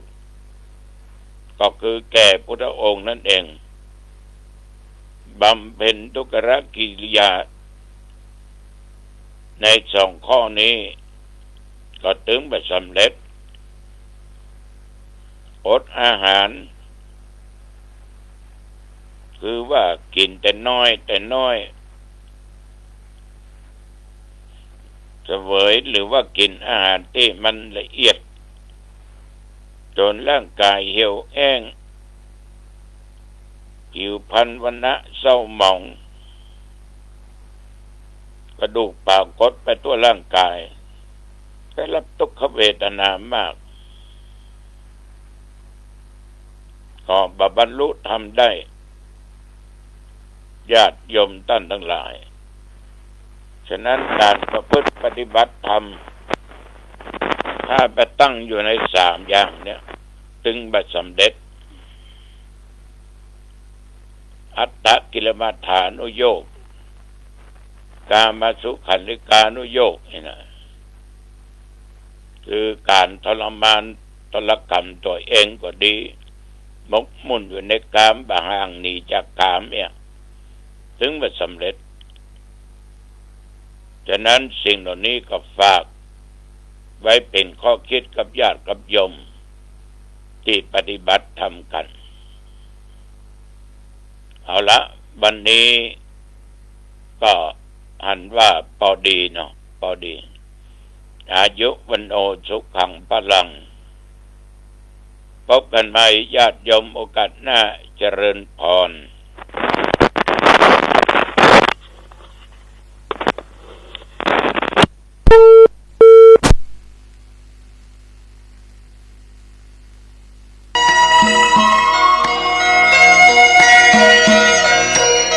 สารเพื่อการประชาสัมพันธ์โครงการปรับภูมิทัศน์และพัฒนาปรับพื้นที่รอบโบสถ์วัดป่าแดงมหาวิหารมติคณะกรรมการบริหารวัดป่าแดงมหาวิหารครั้งที่ 4/2567 ได้เห็นชอบและอนุมัติให้ดำเนินโครงการใช้เงินบริจาคและเงินสะสมของวัดเพื่อพัฒนาปรับพื้นที่ของวัดป่าแดงมหาวิหารจึงขอเชิญชวนผู้มีจิตศรัทธาร่วมพัฒนาเพื่อถวายเป็นพระราชกุศลถวายพระเจ้าสามฝั่งแกนและพระเทวีพระเจ้าสิโรกราชพระเมืองแก้วและอดีตเจ้าอาวาสวัดป่าแดงมหาวิหารมีพระญาณคัมภีร์พระมหาสวามีโพธินันทะครูบาเจ้าศรีวิชัยพระอธิการอินแก้วอรินทโรครูบาอ่องขอเชิญชวนผู้มีจิตศรัทธามีเจตนาร่วมในข่าวครั้งนี้โอนเงินผ่านธนาคารกรุงไทยสาขาสุเทพชื่อบัญชีวัดป่าแดงมหาวิหารเลขที่บัญชี521064750สอบถามรายละเอียดเพื่อร่วมทำบุญได้ที่0818815699 ก้าวสู่ก็เป็นโครงการปรับภูมิทัศน์และพัฒนาปรับพื้นที่รอบอุโบสถวัดประแดงมหาวิหารตำบลสุเทพอำเภอเมืองเชียงใหม่จังหวัดเชียงใหม่โครงการนี้เริ่มดำเนินการท่านที่จะร่วมบุญร่วมกุศลร่วมอนุโมทนาได้บุญได้กุศลได้ความดีโดยทั่วหน้ากัน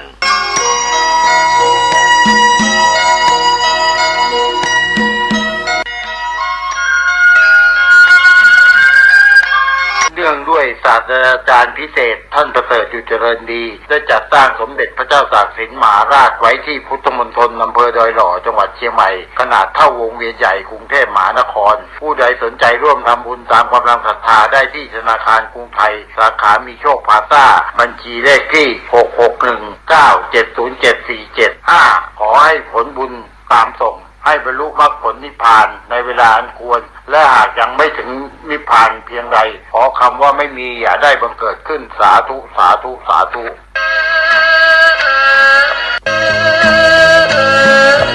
เนื่องด้วยศาสตราจารย์พิเศษท่านประเสริฐอยู่เจริญดีได้จัดสร้างสมเด็จพุทธาจารย์โตพรหมรังสีไว้ที่วัดรอมพระเจ้าตองอำเภอป่าตางจังหวัดลำพูนขนาดหน้าตักกว้าง16นิ้วประดับด้วยเพชรพลอยผู้ใดสนใจร่วมทำบุญตามกำลังศรัทธาได้ที่ธนาคารกรุงไทยสาขามีโชคพาซ่าบัญชีเลขที่661-9-70747-5ขอให้ผลบุญตามส่งให้บรรลุมรรคผลนิพพานในเวลาอันควรและหากยังไม่ถึงนิพพานเพียงใดขอคำว่าไม่มีอย่าได้บังเกิดสาธุสาธุสาธุ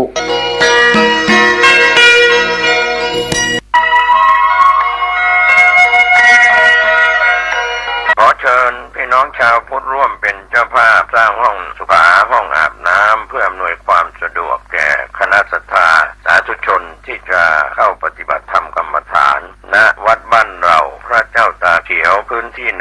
126ตารางเมตรจำนวน23ห้องประกอบด้วยห้องน้ำหญิง8ห้องห้องอาบน้ำ4ห้องห้องสำหรับผู้พิการ1ห้องห้องน้ำชายแบ่งเป็นห้องสุขา5ห้องโถปัสสาวะ3โถ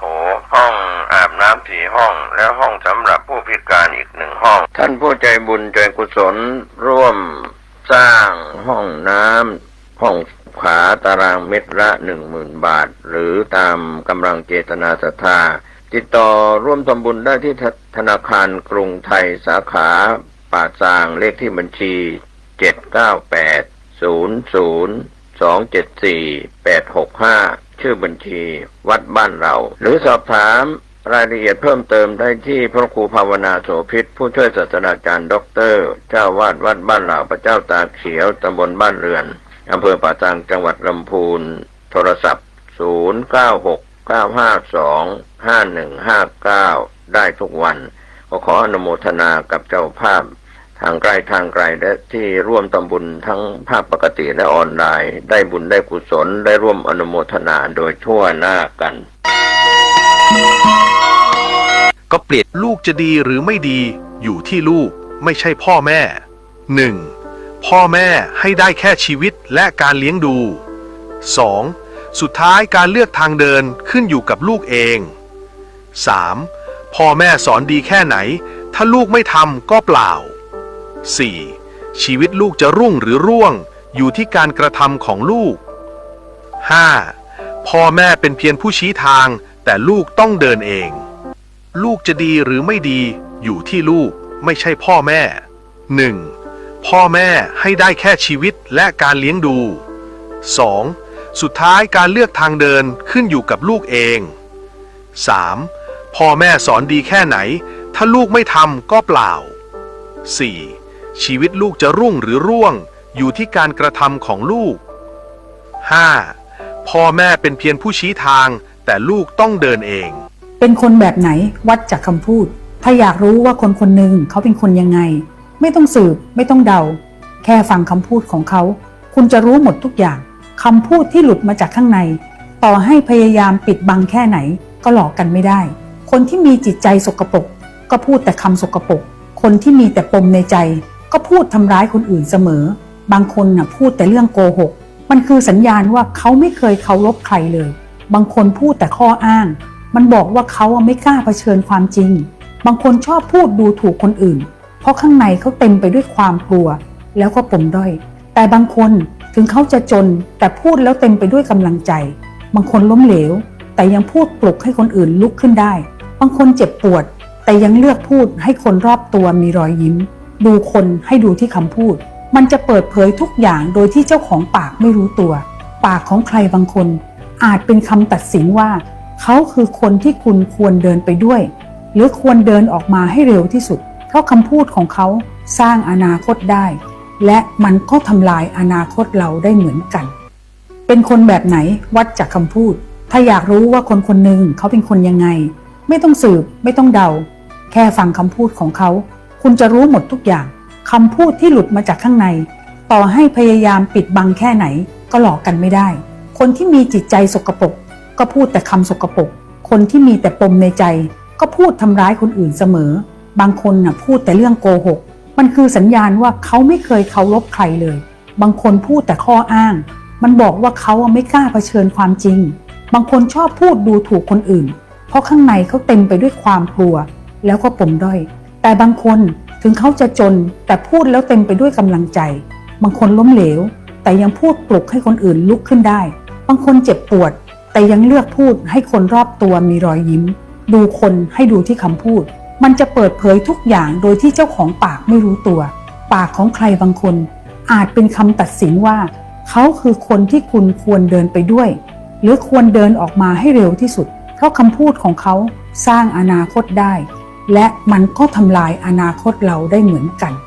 1. อย่าสงสารใครเด็ดขาดอย่าไปช่วยเหลือใครและยิ่งไม่ควรให้ใครมาเกาะคุณ 2. จำไว้ให้ดีคนที่น่าสงสารที่สุดก็มักจะอันตรายที่สุดเพราะคนที่น่าสงสารย่อมมีบางอย่างที่น่ารังเกียจ 3. เพื่อนบ้านอย่าคิดจะสนิทสนมจนกลายเป็นเพื่อนแท้ 4. ความสัมพันธ์ที่ดีที่สุดไม่ใช่การเลี้ยงข้าวหรือให้ของขวัญแต่ต้องปฏิบัติตามกฎของโมเรบิอัน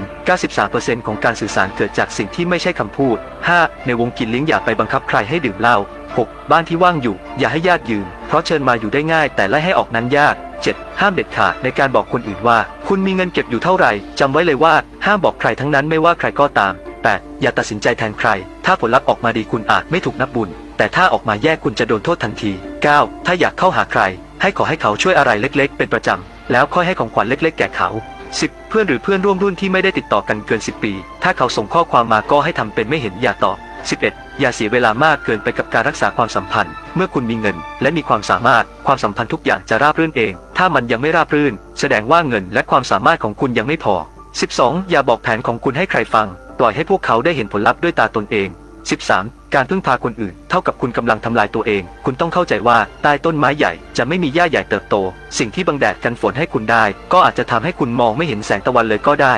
14. ทุกความสัมพันธ์ล้วนมีผลประโยชน์เป็นพื้นฐานผลประโยชน์อยู่ที่ไหนหัวใจคนก็อยู่ที่นั่น 15. สาระสำคัญของการอยู่รวมกับคนในสังคมคืออะไรพบปะเยอะมอบของเยอะเมื่อเจอปัญหาคนฉลาดจะยอมเสียเงินเพื่อแก้เคราะห์คนไม่รู้จักโทษฟ้าโทษดินในการเป็นมนุษย์หากใครไม่เข้าใจกลยุทธ์และปัญญาก็ยากที่จะประสบความสำเร็จในโลกนี้สิ่งที่ทรงพลังที่สุดไม่ใช่เงินไม่ใช่อำนาจแต่คือวิธีคิดถ้าคุณรู้สึกว่าตัวเองเป็นคนอ่อนโยนแต่พอเจอปัญหากลับไม่รู้จะรับมืออย่างไรโปรดอ่านหนังสือเล่มนี้จากกลยุทธ์สู่ชัยชนะอ่านจบแล้วคุณจะเหงื่อเย็นไหลซึมและตระหนักว่าที่ผ่านมานั้นคุณทำงานด้วยแค่ความทุ่มเทและความขยันแต่ขาดปัญญาจากผู้ที่มาก่อนหนังสือเล่มนี้ไม่ได้สอนให้คุณไปหลอกลวงใครแต่มันคือการรวบรวมกลยุทธ์ของผู้คนในโลกพร้อมมอบหลักคิดที่จะช่วยให้คุณมองทะลุสถานการณ์ทะลวงข้อจำกัดทางความคิดและฝ่าฟันความติดขัดนี่คือคัมภีร์ลับที่จะช่วยให้คุณสร้างสถานะวางตัวเป็นเข้าที่มั่นคงและคว้าชัยชนะในชีวิต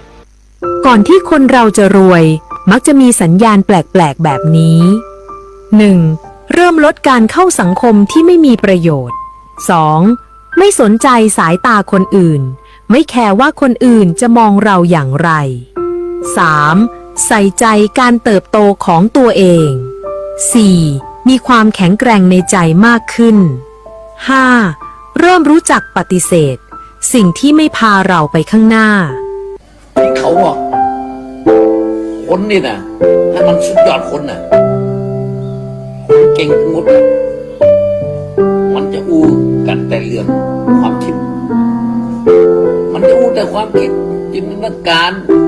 วิธีการและการเหตุผลที่นำพาไปสู่ความเจริญอันนี้ถือว่าคนเก่งนักปราชญ์เป็นเป็นดีทุกคนเป็นดีที่เขาบอกคนนี่นะถ้ามันสุดยอดคนน่ะคนเก่งทั้งหมดมันจะอู้ กันแต่เรื่องความคิดมันจะอู้แต่ความคิดจินตนาการวิธีการและการเหตุผลที่นำพาไปสู่ความเจริญอันนี้ถือว่าคนเก่งนักปราชญ์คนหนึ่งเป็นยีทุกคนเป็นยีที่เขาบอกคนนี่นะให้มันสุดยอดคนน่ะคนเก่งทั้งหมดมันจะอู้กันแต่เรื่อง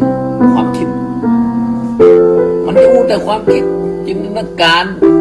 วิธีการและการเหตุผลที่นำพาไปสู่ความเจริญอันนี้ถือว่าคนเก่งนักปราชญ์คนหนึ่งเป็นยีทุกคนเป็นยีที่เขาบอกคนนี่นะให้มันสุดยอดคนน่ะคนเก่งทั้งหมดมันจะอู้กันแต่เรื่องความคิดมันจะอู้แต่ความคิดจินตนาการวิธีการและการเหตุผลที่นำพาไปสู่ความเจริญอันนี้ถือว่าคนเก่งนักปราชญ์คนหนึ่งเป็นยีทุกคนเป็นยีที่เขาบอกคนนี่นะให้มันสุดยอดคนน่ะคนเก่งทั้งหมดมันจะอู้กันแต่เรื่องความคิดมันจะอู้แต่ความคิดจินตนาการวิธีการและการเหตุผลที่นำพาไปสู่ความเจริญอันนี้ถือว่าคนเก่งนักปราชญ์คนหนึ่งเป็นยีทุกคนเป็นยี สวัสดีครับท่านผู้ฟังที่เคารพข่าวชาวบ้านผมเกษตรเพชรสำริดบรรณาธิการข่าวก้าวหน้านิวกับการทำหน้าที่สื่อสารมวลชนของพี่น้องสื่อสารมวลชนทุกแขนงสาขาทั้งสื่อไทยสื่อเทศในรอบ 24 ชั่วโมงท่านที่อ่านหนังสือพิมพ์ออนไลน์คลิกเข้าไปที่เว็บไซต์ www.9hnanew.com ก็เป็นส่วนที่พี่น้องสื่อสารทุกแขนงสาขาทั้งสื่อไทยสื่อเทศได้ปฏิบัติหน้าที่กันในรอบ 24 ชั่วโมงนะครับก็เป็นข่าวทั้งเหตุการณ์ดีเหตุการณ์ร้ายต่างๆที่เกิดขึ้นนะครับเราใช้วิจารณญาณในการเสพข่าวอย่างชาญฉลาดหัวข้อข่าวเดินเพิ่มวันละ 1,900 อายุยืน 15% ดีต่อหัวใจดีต่อสุขภาพจิต 20 กันยายนที่ผ่านมาทีมข่าวได้รับหัวข้อข่าวรายงานต่อท่านผู้ฟังทุกคนต่างรู้กันอยู่แล้วว่าการออกกำลังกายมีประโยชน์ต่อร่างกายและสุขภาพของเราแต่การออกกำลังกายสม่ำเสมอนั้นสิ่งที่จำเป็นที่สุดคือวินัยและเจ้าสิ่งนี้อาจเป็นเรื่องยากของใครหลายคนรู้หรือไม่ว่าเพียงเดินเพิ่มวันละ 1,900 ที่สามารถทำได้ง่ายๆและมีประโยชน์อย่างมากผลการวิจัยที่ถูกตีพิมพ์ในวารสารจากการติดตามชีวิตกลุ่มตัวอย่างจำนวน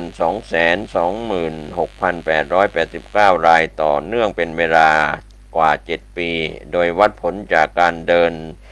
3,867 ก้าว 5,537 ก้าว 7,379 และ 11,529 ก้าวไปตามลำดับนั้นก็พบว่ากลุ่มที่เดินเพิ่มขึ้นวันละ509จะเสียชีวิตจากโรคหัวใจและหลอดเลือดลดลงกว่า 7% และอีกกลุ่มที่เดินมากขึ้นเรื่อยๆวันละ 1,900 โอกาสเสียชีวิตด้วยสาเหตุโดยรวมลดลงกว่า 15% และส่งผลดีต่อระบบหัวใจและหลอดเลือดสุขภาพจิตและการควบคุมน้ำหนักคุณสามารถเริ่มต้นด้วยการเพิ่มจำนวนก้าวทีละน้อยก็เป็นส่วนที่การเดินวันละ 19,000 ดีจริงหรือเป็นหัวข้อที่ให้ทุกคนได้รับรู้รับทราบโดยทุกฝีก้าวนับเป็นก้าวย่างสู่การสร้างหัวใจแข็งแรงและทำให้อายุยืนยาวขึ้นยิ่งเดินมากยิ่งอายุยืนยิ่งเดินมากขึ้นหัวใจของเราก็ยิ่งแข็งแรงมากขึ้นการออกกำลังกายให้หัวใจแข็งแรงนั้นไม่จำเป็นต้องออกกำลังด้วยการเล่นกีฬาอย่างหนักแต่เป็นการออกกำลังเพื่อให้กล้ามเนื้อมัดใหญ่ทำงานอย่างต่อเนื่องพร้อมกันซึ่งจะช่วยให้ออกซิเจนเผาผลาญอาหารหรือไขมันที่สะสมในร่างกายทำให้เลือดไหลเวียนสูบฉีดได้ดีช่วยเสริมระบบหลอดเลือดลดความดันโลหิตและเพิ่มระดับ คอเลสเตอรอลดีในร่างกายนอกจากนั้นการเดินยังดีต่อใจของเราด้วยในทุกย่างก้าวจะทำให้เรารู้สึกมีชีวิตชีวามากขึ้นช่วยลดความเครียดเสริมสร้างกล้ามเนื้อเพิ่มระดับการใช้พลังงานในร่างกายช่วยในการควบคุมน้ำหนักตัวและเพิ่มความคงทนของร่างกายในทุกวันด้วยข้อมูลจากสาขาวิชาอายุรศาสตร์ปัจฉิมวัยภาควิชาอายุรศาสตร์คณะแพทยศาสตร์ศิริราชพยาบาลมหาวิทยาลัยมหิดลระบุว่าจริงๆแล้วที่มาของคำกล่าวนี้มาจากคำโฆษณาของบริษัทญี่ปุ่นที่ผลิตเครื่องนับก้าวตั้งแต่ปีค.ศ. 1965และยังติดหูผู้คนทั่วไปอยู่จนถึงปัจจุบันจะว่าไปเป้าหมายการเดินวันละ19,000เพื่อสุขภาพที่ดีก็มีเหตุผลรองรับอยู่เหมือนกันเพราะคนวัยทำงานมักจะเดินได้วันละราวๆ 5,000 ถึง 7,000 ก้าวถ้าเพิ่มการเดินออกกำลังกายอีกวันละ30 นาทีน่าจะได้อีก 3,000 ถึง 4,000 ก้าวรวมแล้วก็น่าจะใกล้เคียง 10,000 ก้าวต่อวันอย่างไรก็ตามมีงานวิจัยเมื่อเร็วๆนี้พิสูจน์ว่าการเดินที่ต่ำกว่าเป้าหมายวันละ19,000เดินให้ได้วันละ 7,000 ถึง 19,000ก็ยังส่งผลดีต่ออัตราการเสียชีวิตของผู้ร่วมวิจัยไม่น้อยกว่าการเดินวันละ19,000เช่นกันดังนั้นการเดินให้ได้อย่างน้อยวันละ 7,000 ถึง 8,000 ก้าวน่าจะมีประโยชน์ต่อสุขภาพอย่างแน่นอนข้อมูลยิ่งเดินยิ่งอายุยืนดีต่อสุขภาพยิ่งไปกว่านั้นยังมีงานวิจัยอีกหลายชิ้นที่พิสูจน์ว่าการเพิ่มจำนวนก้าวเดินให้มากขึ้นส่งผลดีต่อสุขภาพมากกว่าการเดินให้ถึงเป้าหมายเป็นจำนวนก้าวต่อวันด้วยซ้ำไปตัวอย่างงานวิจัยทำให้คนไข้โรคเบาหวานที่ให้คนไข้เดินเพิ่มขึ้นจากการเดินเฉลี่ยวันละ 5,000 ก้าวเป็น 6,200 ก้าว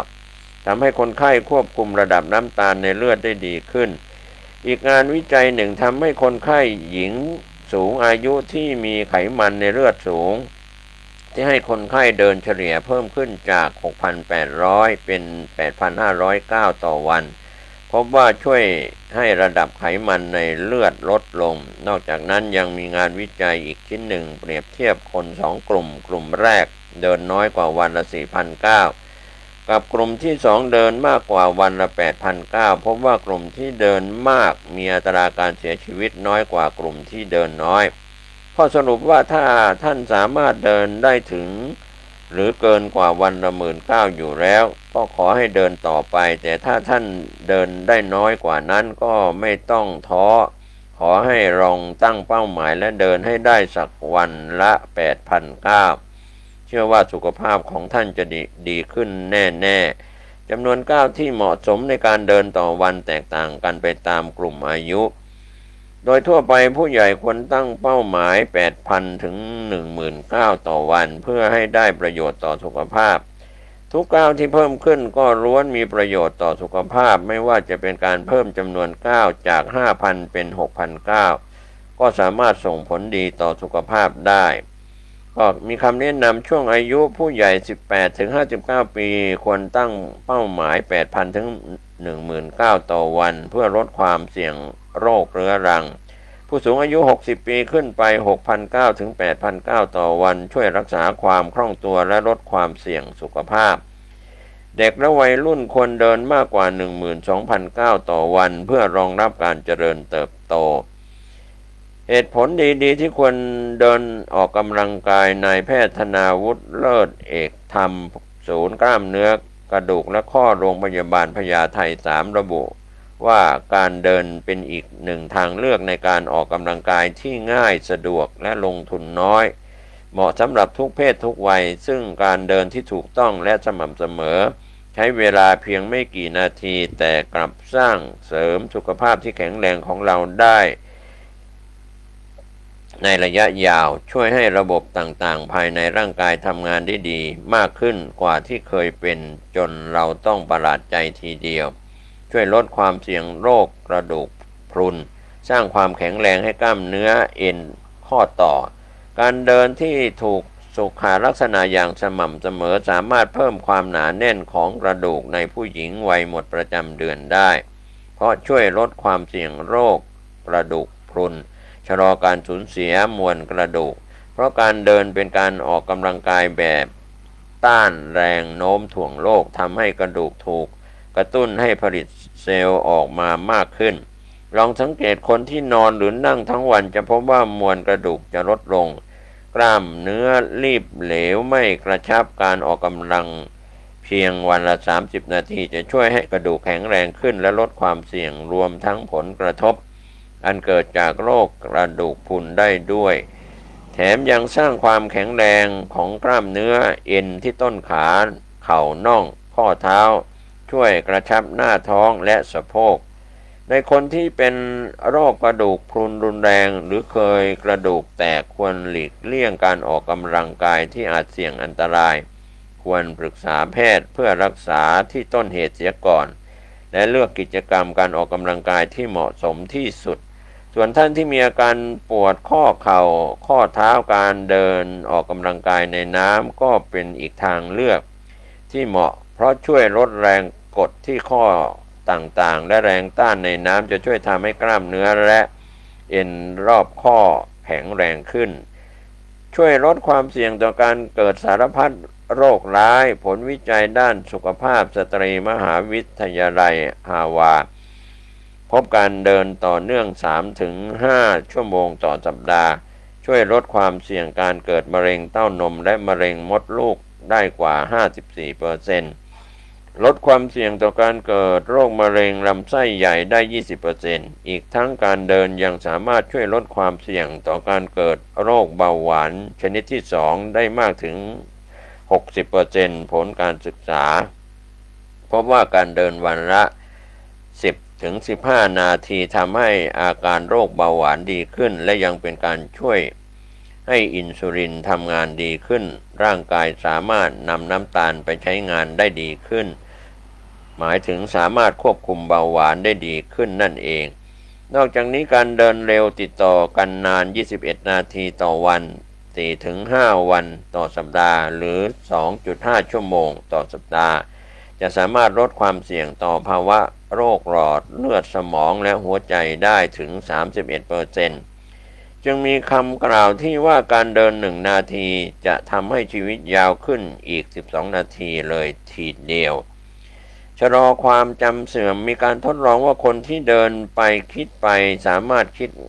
งานดีๆได้มากกว่าการนั่งอยู่เฉยๆถึง 60%ในการศึกษายังพบว่าการเดินออกกำลังกายนาน40 นาที3 วันต่อสัปดาห์สามารถเพิ่มขนาดสมองที่เชื่อมโยงกับการวางแผนและความจำได้ทั้งยังช่วยทำให้เลือดไหลเวียนดีและไปเลี้ยงสมองมากขึ้นการเดินไปในส่วนของผู้สูงวัยจะช่วยลดความเสี่ยงต่อการหดตัวของสมองและสามารถรักษาความทรงจำได้นานหลายปีชะลอความเสื่อมของสมองในผู้สูงวัยได้การเดินทำให้หลั่งสารแห่งความสุขการออกกำลังกายด้วยการเดินเร็วต่อเนื่องจะกระตุ้นให้สมองเกิดการหลั่งสารเอนโดฟินสารแห่งความสุขสารเคมีธรรมชาติที่มีฤทธิ์บรรเทาอาการปวดและทำให้จิตใจสบายสดชื่นอารมณ์ดีคลายความเครียดลดความวิตกกังวลลดความซึมเศร้าทำให้นอนหลับง่ายหลับดีขึ้นเพิ่มภูมิคุ้มกันมหาวิทยาลัยแห่งหนึ่งศึกษาพบว่าการเดินต่อเนื่อง 30-45 นาทีต่อวันสามารถเพิ่มจำนวนเซลล์ระบบภูมิคุ้มกันร่างกายได้การเดินทำให้กระเพาะลำไส้มีการเคลื่อนไหวส่งผลให้การย่อยอาหารและขับถ่ายดีขึ้นการเดินลดน้ำหนักยังทำให้มีรูปร่างที่สมส่วนหุ่นดีอีกด้วยในผู้ที่มีน้ำหนักตัวมากอาจใช้การเดินช่วยลดน้ำหนักตัวได้โดยเดินวันละประมาณ1 ชั่วโมงจะทำให้การเผาผลาญพลังงานในร่างกายเพิ่มขึ้นการเดินด้วยความเร็ว3 กิโลเมตรต่อชั่วโมงต่อเนื่อง30 นาทีจะเผาผลาญพลังงานได้ประมาณ75 แคลอรี่ หากเพิ่มความเร็วเป็น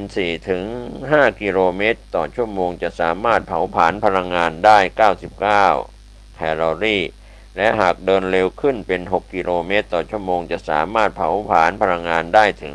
150 แคลอรี่สังเกตคนญี่ปุ่นจะสุขภาพแข็งแรงไม่อ้วนเพราะถูกฝึกให้ขยันเดินตั้งแต่เด็ก109ที่เราเดินเท่ากับ1นาทีของการยกน้ำหนัก159ที่เราเดินเท่ากับ1นาทีของการว่ายน้ำและการปั่นจักรยานการออกกำลังกายด้วยการเดินที่ถูกสุขลักษณะเดินปล่อยไหล่สบายๆไหล่ไม่ห่องุ้ม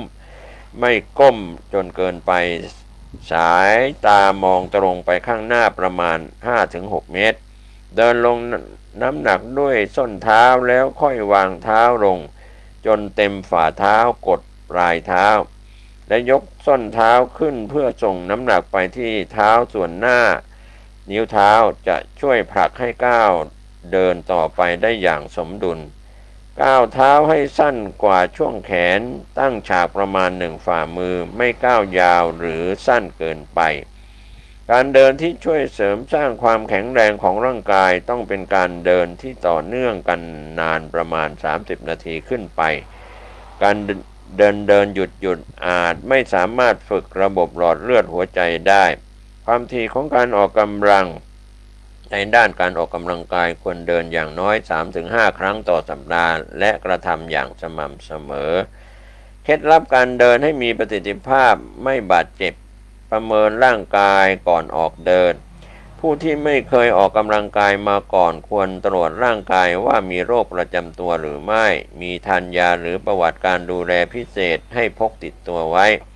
การเดินควรเริ่มจากน้อยๆก่อนเช่นเดิน5นาทีแล้วสังเกตว่าร่างกายรับไหวหรือไม่แล้วค่อยๆเพิ่มเวลาให้มากขึ้นค่อยเป็นค่อยไปอย่าหักโหมเพราะอาจทำให้เกิดผลเสียได้